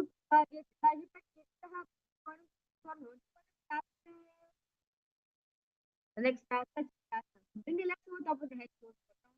Hold the ankles, keep the knees straight. Visualize yourself as a Chakrasana. Savasana the Pada Putamasi Kapalo, Yukti Vesa Shika Veda Sarvasi Sadhanam. Next asana Sri Pada Pushtasana. Lay on the back, legs vertical, hold the toes in the open the legs to wide. Uttara Palam Tam Chavaritam Vira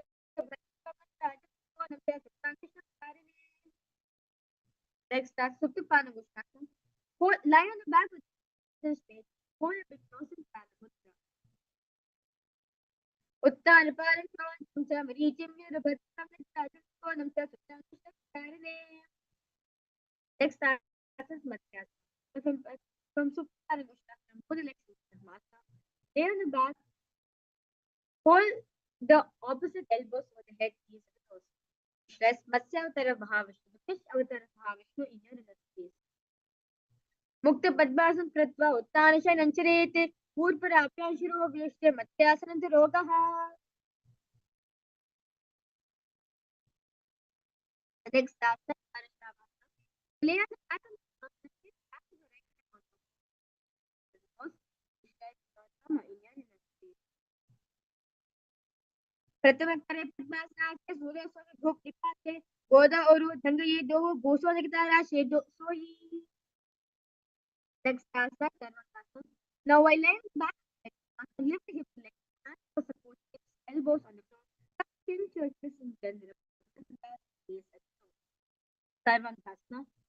Other Vakshya Shepasa. Tandasana Muttamya Payogi Vipra Vitta Vispali Toyasa. The next asana is Vrishchikasana. Lay on the back, one foot on the opposite side. Lift that knee towards the head. Extend down straight and move the things forward, gaze to the side. Visualize yourself as a scorpion. प्रथम श्रेणी सूर्य शीर्ष कैसे की सबके सुदाखे. Let's repeat Vrishchikasana on the other side.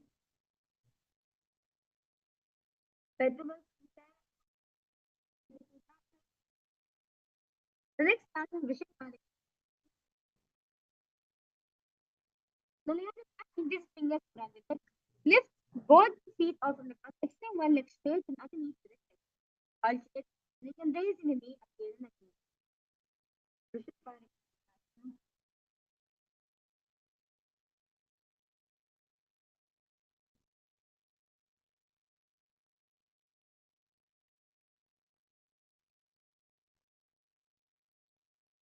उत्तान शरण कृता लंघित नया गुण स्थित एक शरीर कार्य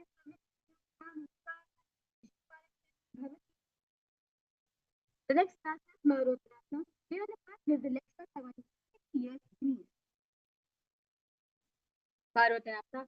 Shotanasan take Vitta Janapri Yenakun Sanspishit Marotanam Bhavati. The next class is Vikasana. Never land and back their soles with the feet flat on the ground. Stand up and sit back. Which has dorsal activism. Vikasana. At the Uttan Shening Krita Padilabhyam movement that out to state Vikasanam Bhavati.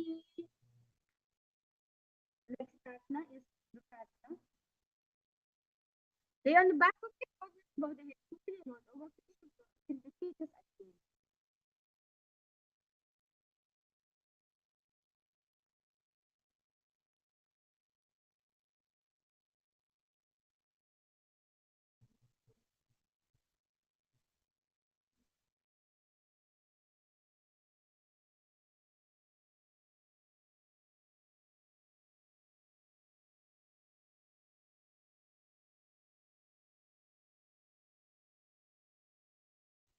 Vikasana. Uttan is the part of the woman stop it and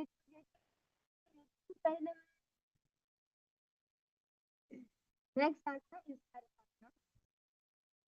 Lay on your belly, toes, and on by the foot. Contact the left on the foot, this one is right yourself and try to carry or your passes on that. Little Shastra cannot be monetized. Instead, there's subject words for all the way to complicate state. Narakasanam Bhavati. The next task is Deha Yulakanasana. Face forward and back to stand position. Hasadim Bhatta by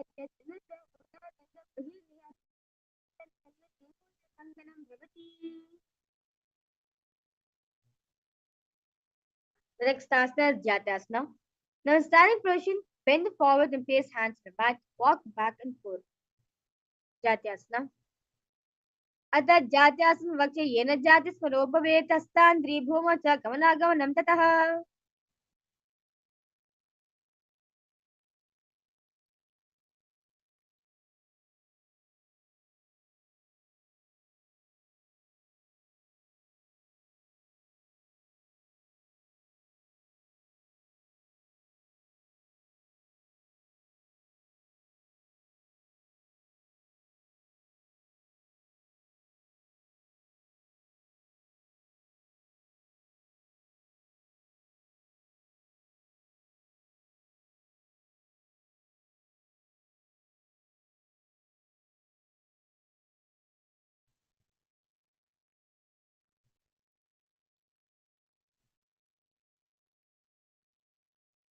We will introduce the first slowly deep water outward. Bend elbows, hands, wrists, shift both arms for the body to be just head back, open the chest, and move it all back. And slowly to the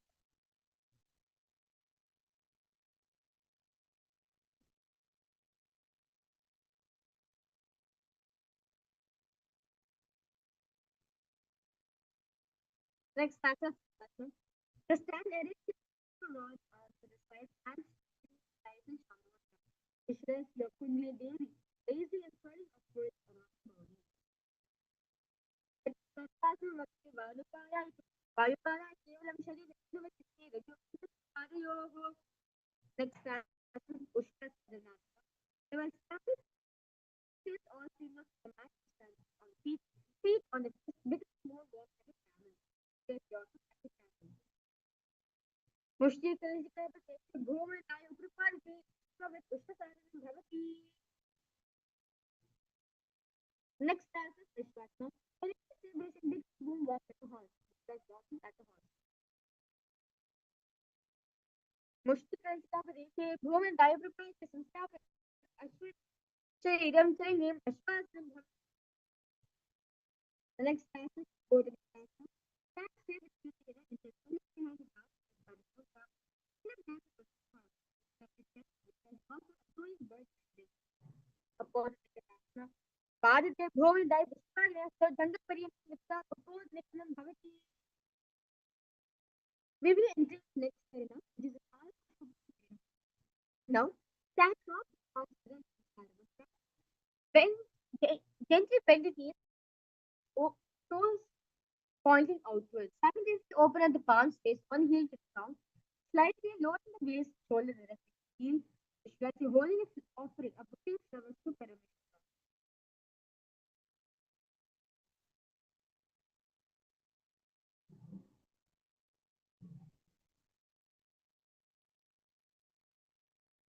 Next, asana, Tadasana.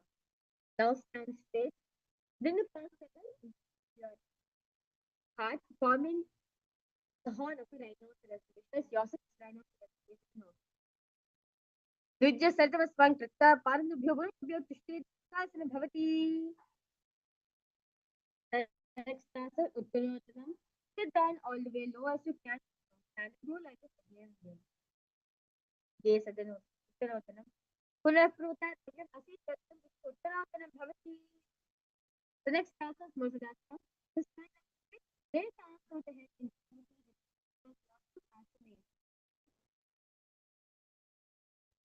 Salam Siddha Bhutam Bhavai, Paramashivoham Level-1 Bhavati. The next answer is Uttanotanam. The stand is the sword of Sanskrit.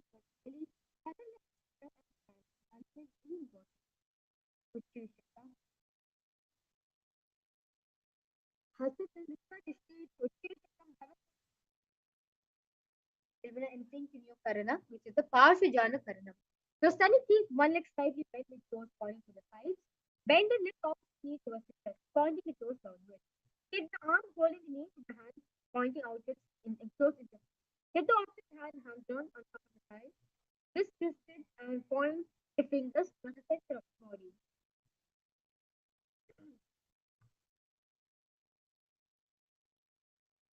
The next asana is Pandavasana. Now on one leg, lower the body to the mat and stand straight. Lift the raised leg, drop the thighs. Visualize yourself stretch down to mat Paramashivoham. Pandavasana. Ekiripadasana Pandavasana Bhavati. The next asana is Brahmanasana. Place the left foot on the inner right side. Stand erect on the mat and fall. Hands by the side. Visualize yourself being present by Brahma. Brahmanasana में एक सब ध्यान न भगे एक तरह से Ketanda Pratirgudi. The next answer, Garudasana 2. Garudasana 3. Stand tall, back the left leg over and around the right knee. Tuck the left toes on the other side of the right calf. Cross the arms below the right and bring the palm together. Uttar Pura Priti Himala Devata The next answer, Dekhanasana. His hand straight on the right leg, left foot on top. Hands left by knee. Daksha Brahma, the Jambabri,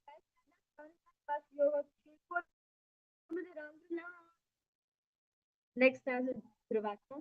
Stand the right leg foot with toes and left foot out. Put the body picture standing leg as a Vishal, you also will not. एक रहस्य ऊपर एक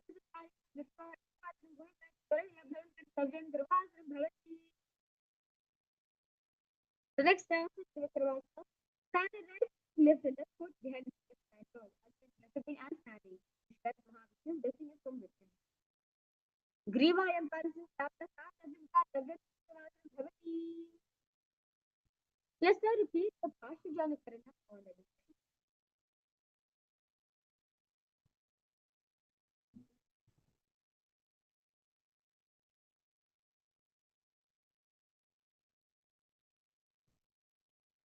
let's now repeat Paramashivoham on the other side. Vishra is fiercely dancing as Paramashivoham. Pandavasana Bhavati. Brahmanasana on the other side. Vishra is from within. Vishwas Brahma, blessing you from the tree. Brahmana Asana Vakti Krishna Brahma Bhave Take Vare Vipas Vishwegantam Sudirbhuvi. Next asana Garudaasana 3. Vishwas Lord Garuda in your space. Uttara Purva Pitesta Sena Tata Vivata Patanam Bhomukam Bharadhanam Trikramam. Next asana is Upadasana. Laksha Brahma Nitya Dhangobri Dhaita. Just Pananjana Pashyo Vishekwa Vitramana. Dhruvasana on the side, Vishwas and not Vishwas. Ekera Sindru Paseka Isparitalam Bhumi Kaitara Branta Dhruvasana Bhavati. The next time is Trivikrama, Vishwas Vishnu, see you from within. Griva Empire Satta, Tavyuta, Trivikrama Bhavati. Relax yourself into Smanata Karana. Stand your feet together. First point is right down. Keep both the hands to the sides of the body. Relax yourself completely.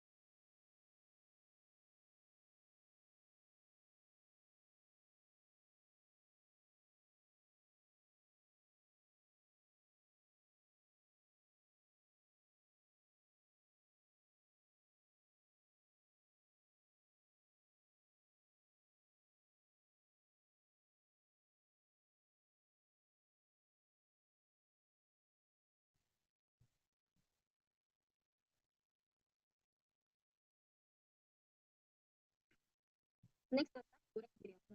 Stand erect and bend forward. Both hands beneath the knees. Sit up on a position visual grace is Gora Kriya.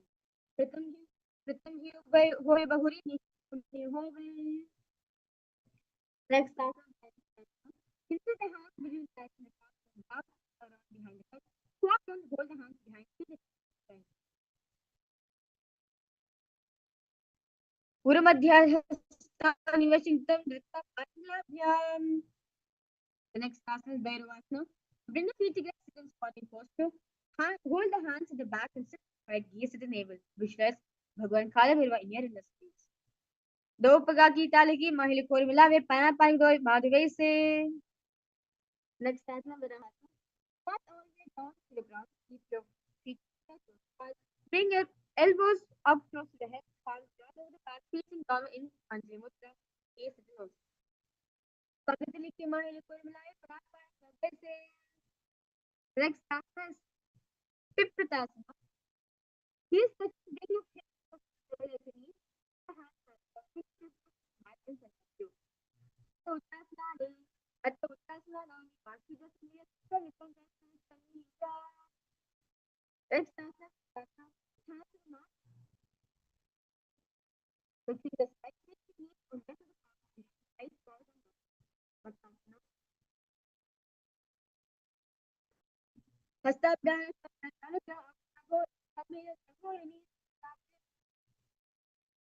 Next asana is Kailasa. Feeling not reflecting across palms, right foot forward, raise body of the head. On the top, the next asana go back. Keep toes flat at the top of the knees. The heels come out. Hands to knees, face deep.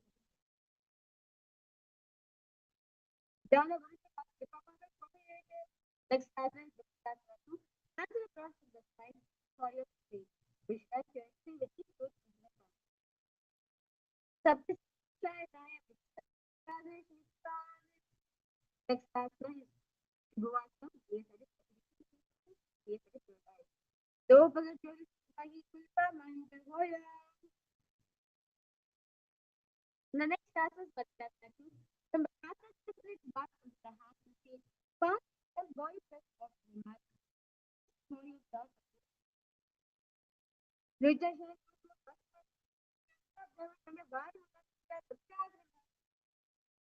The next asana is Vinyasa 2. Right joint the belly, hands to the hips. It's in the next jointing point. It goes hip to back and your neck. Yujjam Sharan Krista Hasta Rikaman Sakta Pati Krista Sumi Vasta Kavya.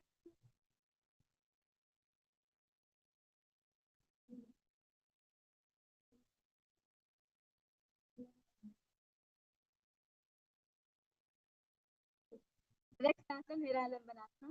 Right throw in the belly, hands in Padmudra position. Next stage goes on the shoulder. Kara Brahman Sanskritam Krista Ishte Kota Yashri. The next asana is asana. Real is for face and cover button. To the arms and knees, in the feet to the upper back. Lift the head. Adhyas is Astra Tavasti of the earth. The next asana is Vajrasana. To the knees, we top the feet flat in the mat. The palms and feet are facing down. Idaning Garbini Yoga. Next asana is Vinyasa. From the asana, we actually Gajasana and faces down over the Vinyasa. The next asana is Adhyasana. From the asana, lift into the air. Fully bring the body to the ground. Gajasana is arms and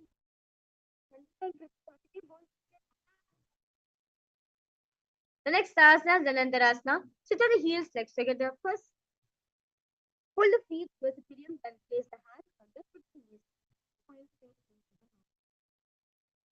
पूरा बड़ी बड़ी हाथ की काफी इसको बना चला मोड़. The next asana is Angamottanam. Increase the fingers in front and behind you. The arms forward, the side and back. Angamottanam. Hasyangi Bhadrasyama Sarva Nistati State Angamottanam.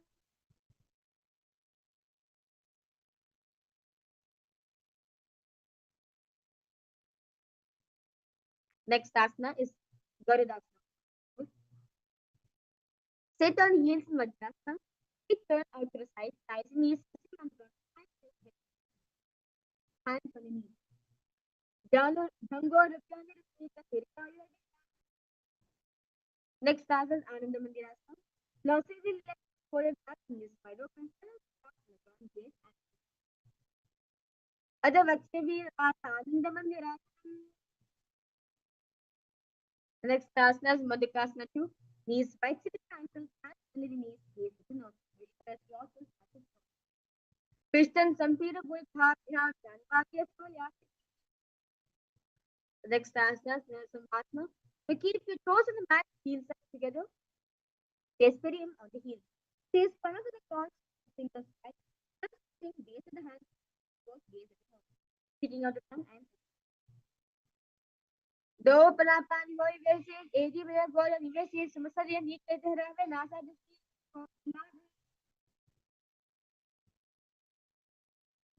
The next asana is Vishnakasana. Now sit in first face perineum on the heels. Make a hollow stance, place on the mouth.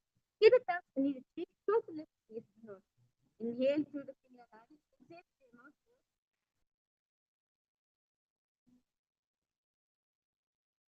Vishnakasana.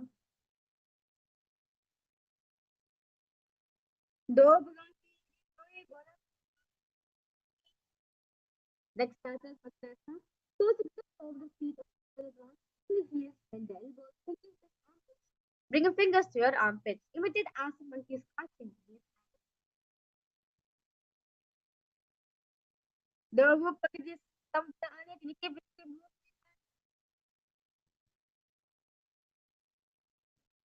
The next asana is Vajrasangarasana. Stand in knees. Stand in the toes, towards the feet. Knees wide and up and close. Pull elbows behind the back.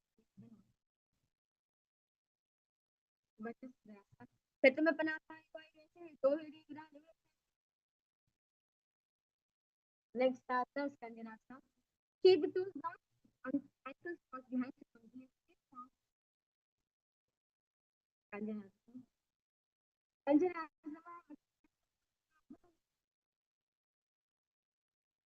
The next starter small ankles. Sit with toes flat, cross the feet in case sitting on back of the heels. Keep the knees wide and on the floor. Rest the hands on the knees. Visualize your total stable body and mind will focus. World board.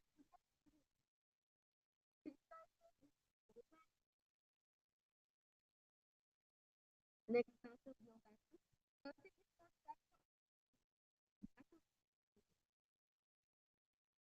Gudam, Niyamya yoga. Next starter yoga. The stand your knees, cross the ankles behind, keep the feet near the opposite.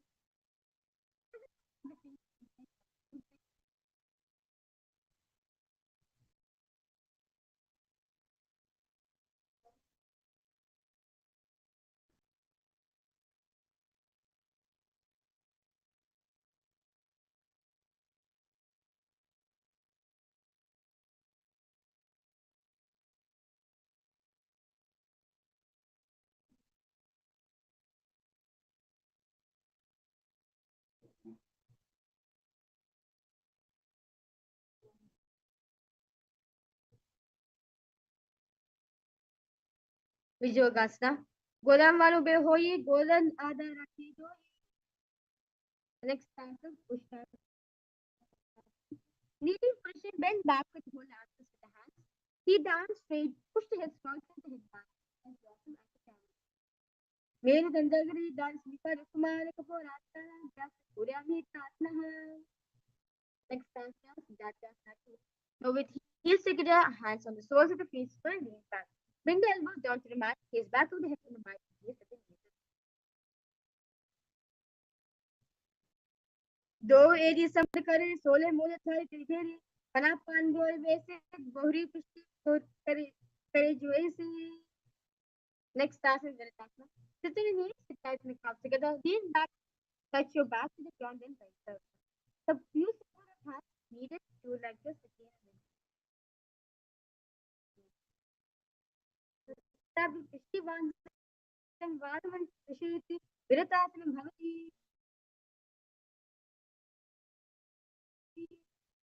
Next task is Kapotasana. Viratasanam, raise the hips higher, visualize yourself as beautiful. Mele dagadi dhyaya samika difumane kapurashtasana bhyasa kudyamitasana. The next asana is Varahasana. Stand upright in knees with toes tucked, holding the arms with opposite hand with the nose. Visualize you're receiving a boon from Paramashivoham.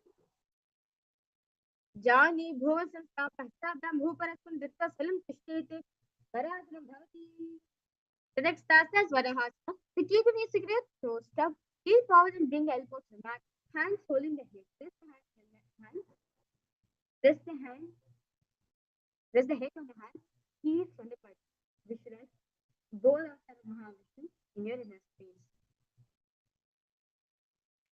Surya Chandram Veda Naya Stani Kachanti Prabhu Sapeta Sadubhyam Manistabhya. Next asana is Mundasana. Kneel up, face crown of the head in the mat. Feet in face, fingers in Shami Mudra. Elbows in the mat. Shoulders with flat. Lift the knees and hips up high. Raise the body upside down. Visualize yourself as a long feet. Ado Mundasana వచ్చి సర్వేశాంత నందకం ఊరు పట్టిపరే దరేపా సంసిద్ధి. Relax yourself. Next asana is Andhasana. Kneel down, head between the knees, elbows adjacent to the knees, hands holding the head, exhale through the mouth. प्रथम पगतली समत हरावे कोरमहुरी ube मिलावे पना पानी गोई वैसे दो एरी गुरा निवेसे.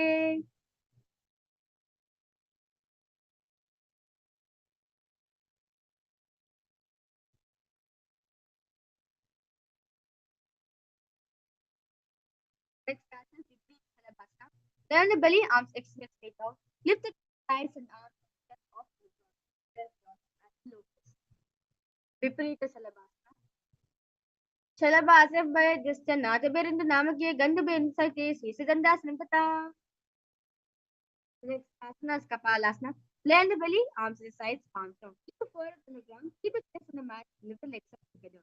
Visualize yourself as a skull, representing a mighty purified thought, strong will, touches and united body. Padalabhyam Burum Dhaya Udapada Nayat Kapala. The next asana is Akashika. Lay on the stomach, hands by the sides, lift the legs up over the head, slowly place the feet on the mat in front of the head. Keep the hands flat on the mat behind. Visualize yourself. Ushtas स्थित्वा सरल घोर तप्य मसको परिस्थित पृष्ठबल त्रिभुवन स्थापयते. Then relax yourself into Chatakasana. Sit on your knees, bring your chest down so navel touches the knees. Keep the hands flat on the mat, forearms on the ground, knees sturdy. पूर्वपरापर्यंत हस्तो धरामस्तभ्यानि नवो संकोच शेतम. Next asana is Vrishchikasana 2. You kneel down, hands and elbows on the mat. Place the legs behind the back, touch the feet on the hip. Lift the chin and toe. Visualize yourself as a Vrishchikasana. Vrishti puch parimangri pashni ritva shishire chvikam vidayako yatre shanti sadhakastra vishwasyam Vrishchika sangyamasanam. Relax yourself now. The next asana is Vrishasana. Face frame down on the right heel. Keep the left foot outside at the hip, ankle to the side. Place hands on the mat, resembling a bull. Visualize yourself a bull. Yam gulphe pad bole bhage patetram viparita pishe bhuma vrishasanam bhavayate. Next asana is Lolasana. From kneeling position, place hands flat on the mat in front of you. Lift the knees up from the ground and cross the toes of the left foot over top of the right. Balance above the mat. Lolasana. Lolasana Kuryat Vayu Lola Pagatana Tisir Vaipate Shira Siracheta Bhavedruta. Next asana. Let's now repeat Vrishasana on the return. Yame Gulpe Padamole Bhagye Patetram Viparitas Vishe Bhubam Vrishasanam Bhavayate. The next asana is Balagunasana. Now place left toes on the ground, sit on the ground, sit on the heels, left foot. Place the right foot flat on with the knees raised towards the chest. Palms are respect the knees in Vaishnavi Mudra. Maintain upright position. Visualize Balagunati, one of the 84 siddhas. Asra Kaugana Jalabika Rajayi. The next asana is Grahasana. Now squat your feet flat on the mat. Bring the elbows under the thighs and wrap the hands around the shins. Hold onto the ankles from the outside. Visualize yourself as the entire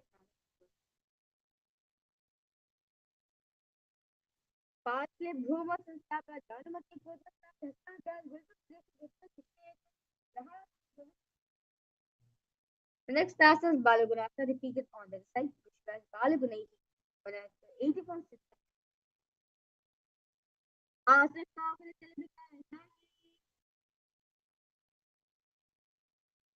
The next asana is Utkatasana. Squat your toes with the heels of ankles off the mat. Place perium on the heels and hands respect the knees in Vaishnavi Mudra. Keep the spine up. You just see yata urajani yatasya patyo pri. The next asana is Vajrasangarasana 2. Sit on toes and perium on the heels and soles together. Keep the knees wide and off on the floor. Hold opposite elbows behind the back. प्रथम पानी होई वैसे दो इजिगुरा निवेसे गोदा ube राखी टीये आदि vibe सारे धीर. The next asana is Anilasana. The squat your feet hip apart. Hands under the soles of feet from inside arms down. Arms straight, elbows together. दो हाथ भूपरिताई कहुनी जारी ना बिलागाने पना दो ऐसी करे पिछली हटे लेकिन The next asana is Padukasana. Place back of the hands on mat with fingers facing towards the body. Then feet on top of the hands wrapped around the feet like a shoe. Walk around. Hastatilayo Bhadatliya Gatte Padukasana. Next asana is Kukurodana. Now Kukurodana. Now place hands on the mat. Raise both feet upwards into the air. Then let them fall back down. Do like this again. Strength yourself after you. हस्तते भूमं कृत्वा पादे च ऊर्ध्वम् उद्दानं कृत्वा बहुं पदि उदं पुनः कुर्यात् कुकुदोदा. The next task is Viparita Nityasana. Place hands on the mat. Raise the legs upwards into hands. Move around into hands. Hasalabhyam Vastabhya Udam Padak Kuryan Hasalabhyam Nathan Kartavyam. Relax yourself. The next task is Kunjarasana. Separate the feet and face. One palm down on the back of the stage. And also the hands to the head and be stable. Kunjarasana. Shri Mahadeva Kunjarasana Muttamam Karnekira Padakya Bhumashishya Shakraha. Just now repeat Kunjarasana on the side. Tadavakshe Mahadeva Kunjarasana Muttamam Karnekira Padakya Bhumashishya Shakraha. Next asana is Kadambasana. Sit on the ground with feet flat and heels close to the body. Hold the respective ankles, lift the feet up to the ground. Vishwas also is a Kadambasana.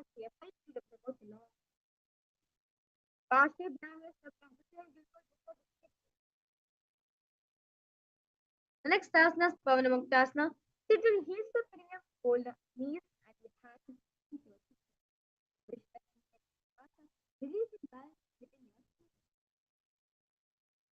Dvayo Supadeyo Fani Latva Sastuni Tambake Yarni Vakshisi Sadhu Bhakradi Karabandhani.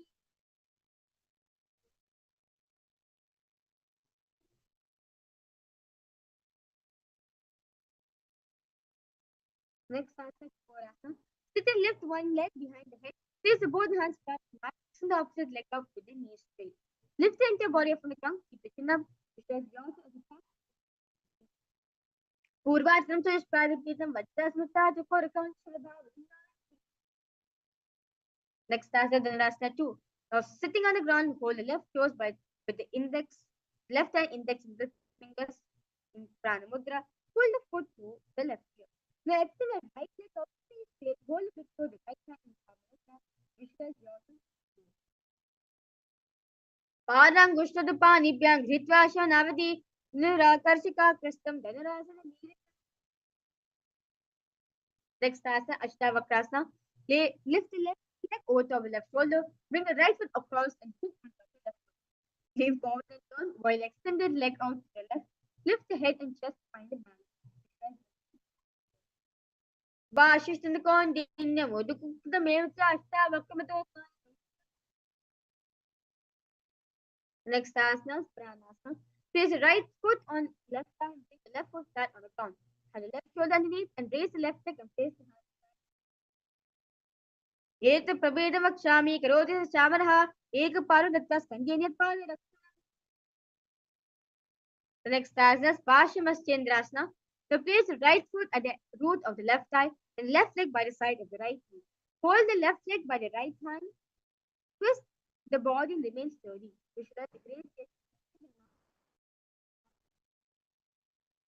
Ba morular pidaksh ba dojan or bari beshri dakshadon. On the side, visualize a powerful source of energy within yourself.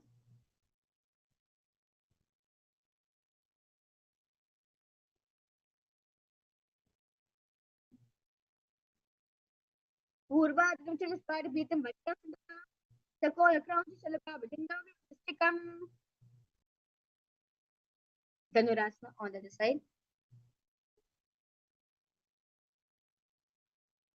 Para Gushidapa Nika Gritasana Navadi Rakashika Kristam Dhanurasana Miritam.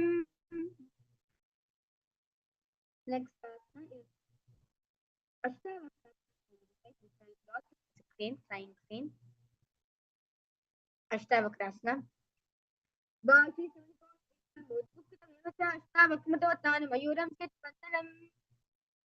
Next asana is pranasana. That is right.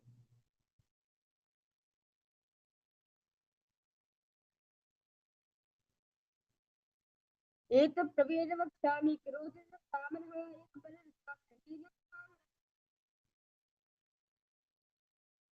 next asana Paramashivoham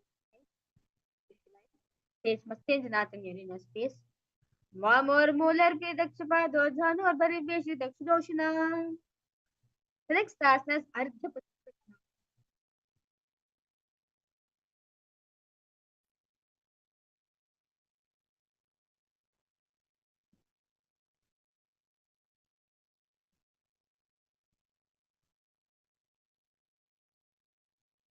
Now keep one leg straight and press the perineum with the other heel. Just forward and down. Bring your toes. Hold your toes and feet. Bring the head towards knee. Ardha paschimottanasana. Ekam padmasar, ekam padmasar. Next asana is pranasana. Place the left ankle outside the hip. Hold the sole of the right foot and lift the leg up towards the forehead. Then you straight gaze to the north.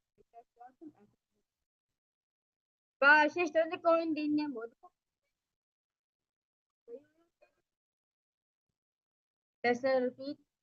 Ardha paschimottanasana on the receive.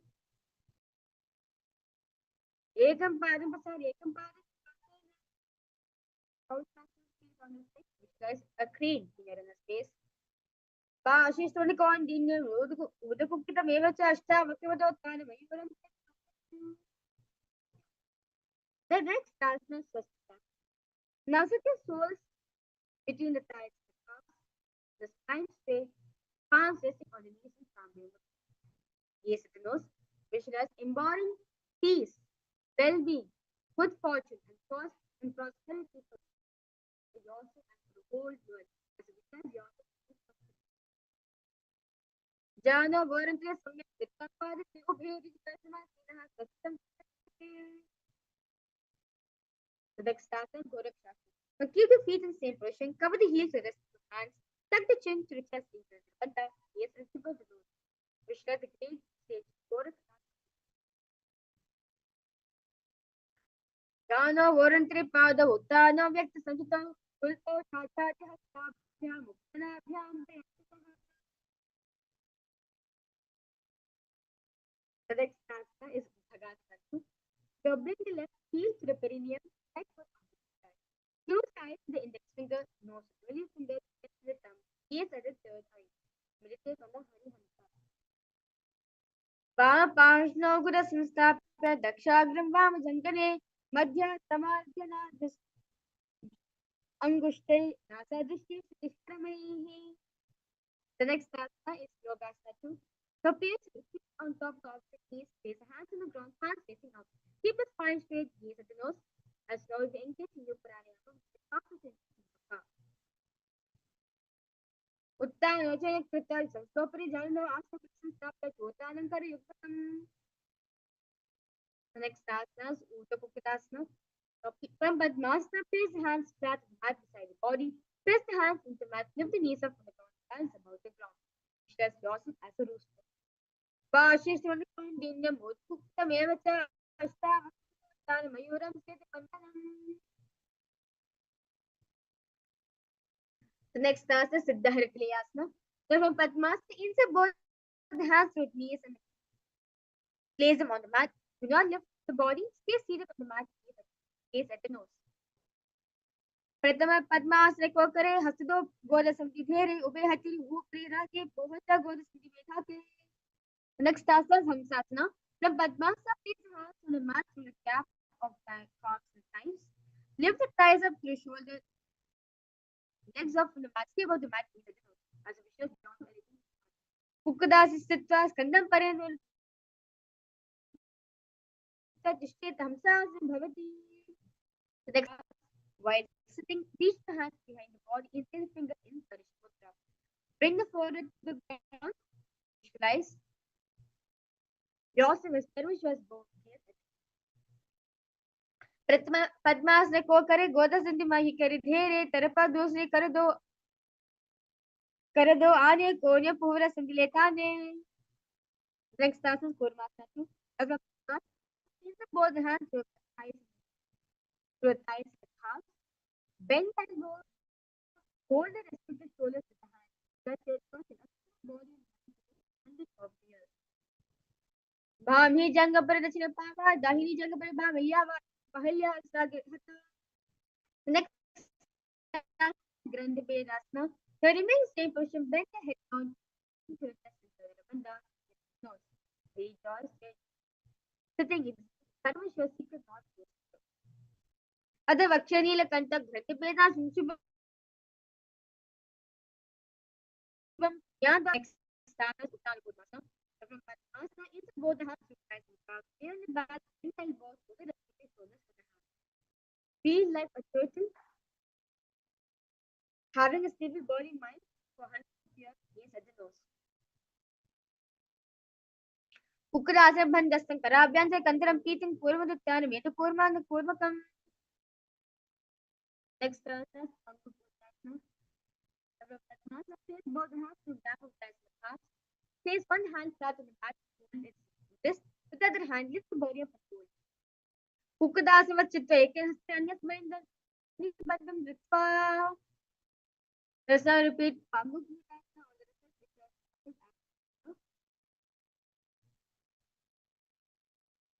Ukradasana Chitta Ekenhastinam Anyas Yamani Bandham Ritva. The next asana Gridasana. Elbows to be close in place. Fingers resting on the knuckles. Jano Gorante Padu. Tanavyak Samso Gulti Hatati Hastabhyam Uttanabhyam Priyataha.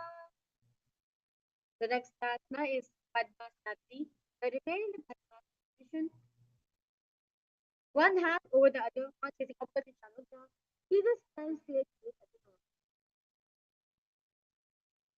Uttanachana Vidhaya Viva Shakti Yogi Raj. Next asana is Padmasana 4. Remain in the same position. Place the palms on top. And face the nose. Eta Padmasana Surya Pranavayu Siddhayete. Next asana is 2. From Padmasana, hold the right hand in the fingers around the right toes. Pivot the elbow as if pulling a bow back. Move the big toes around. Place the left hand on the opposite knee. Keep it straight. Repeat this on the other side. Atta Ninasram Vakti Yoga Puraka Rakshanadha Krita Padmasana Pada Kushtodhyanta Yositam. The next asana is Padmasana 3. From Padmasana, arms behind the back of the nose. Inhale through the tongue, straight like an arrow in back of the English not because that's the nose.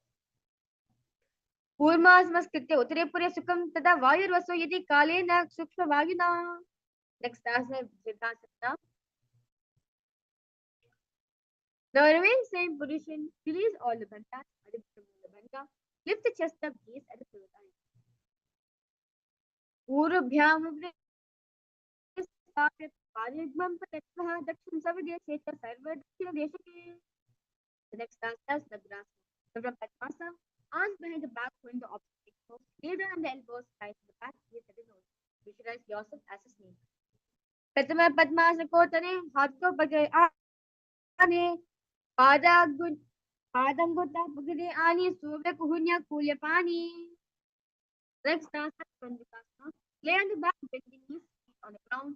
Embrace knees with chest, bend the knees. Visualize yourself and squeeze your whole body. Petra says it's a Hasapad and Nishkin Mudam Nayat Krishnavan Zibhul Bate Pantasam Bhavati. Next asana is Urdhva Pravanasana. Lay down in the back, knees face the bring the toes, even if with the hand is under the head, knees at the nose. Pratama Surya Sare Karave, Goda Ube Nash Vilave, Vilpa Mahila Angushi Doi, Kare Ekasa Mera Sohi. The next asana is Marikasana. Lay on the back, bend the knees and keep feet flat on the back. Get up your palms and the heels, slip the hips up. Visualize dorsal powerful as Alpha A.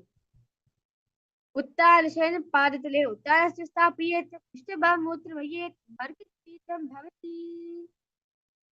The next asana is Uttarasana. As a place, hips up, hips with the hands placed at the waist. Elbows carrying the weight body thin presses of the throat in the rhythm that gives no. Dhangor bhayani nase uttanshiki viditam apravadakur vita ittadi jitendriya. Next asana is Narakasana. Rise supine, raise hips and legs up, elbows, hands on the mat below, helping the balance the body and legs is straight. Which does this rib shine through the hell unscathed. Greva contain Bhuma Stamba Padadin Ulva Muttayet Narkasanam Bhavati. Next asana is Trianakasana. Rise supine, raise the hips in hands, lower back, keeping the elbows on the mat. Raise the legs up vertically, then slowly lowering and angling, keeping the core engaged. Because yourself is about no kasita utpadad now. Next asana, Vajrasana. Keep the upper part of the mat, raise the legs up vertically, elbows, shoulders, hands remain on the mat below. Legs vertical and fold. Krishna said, KAILASA flag. Across all nations. Kriyanag Griva Pishukor pe Bhumish Tank Collection Paradun Putnayet Vajrasana Bhavati. Relax yourself now into Vajrasana. Lie supine, complete the rest of avoid any movement. Visualize the body is dead. The supreme point of energy is rotating. Bring awareness to every single moment in yourself in Shakti Charan Mudra. Vritasana. Uttanam Shavavat Bhumau Shayanam Tu Shavasanam. Shavasanam Shramaharam Chitta Vrishranti Karakam.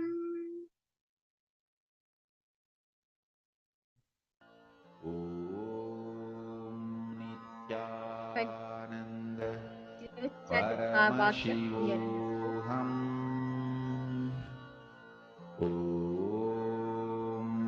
Nithyananda Paramashivoham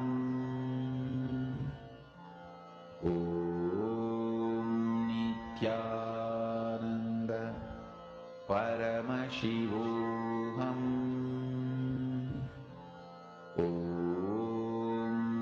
Nithyananda Paramashivoham Nithyananda Paramashivoham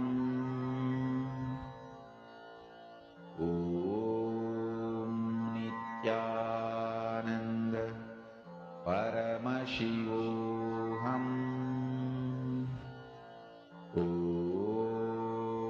Nithyananda Paramashivoham Nithyananda Paramashivoham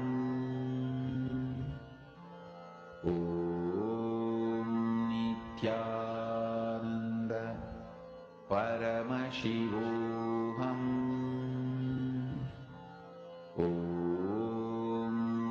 Nithyananda Paramashivoham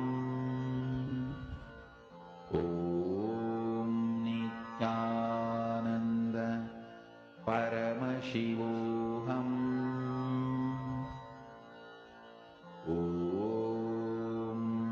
Nithyananda Paramashivoham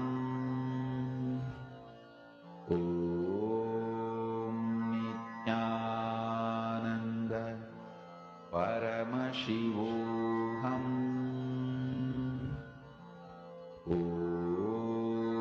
Nithyananda Paramashivoham Nithyananda Paramashivoham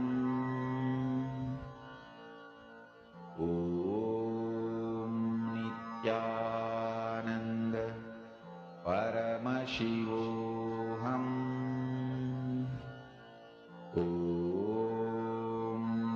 Nithyananda Paramashivoham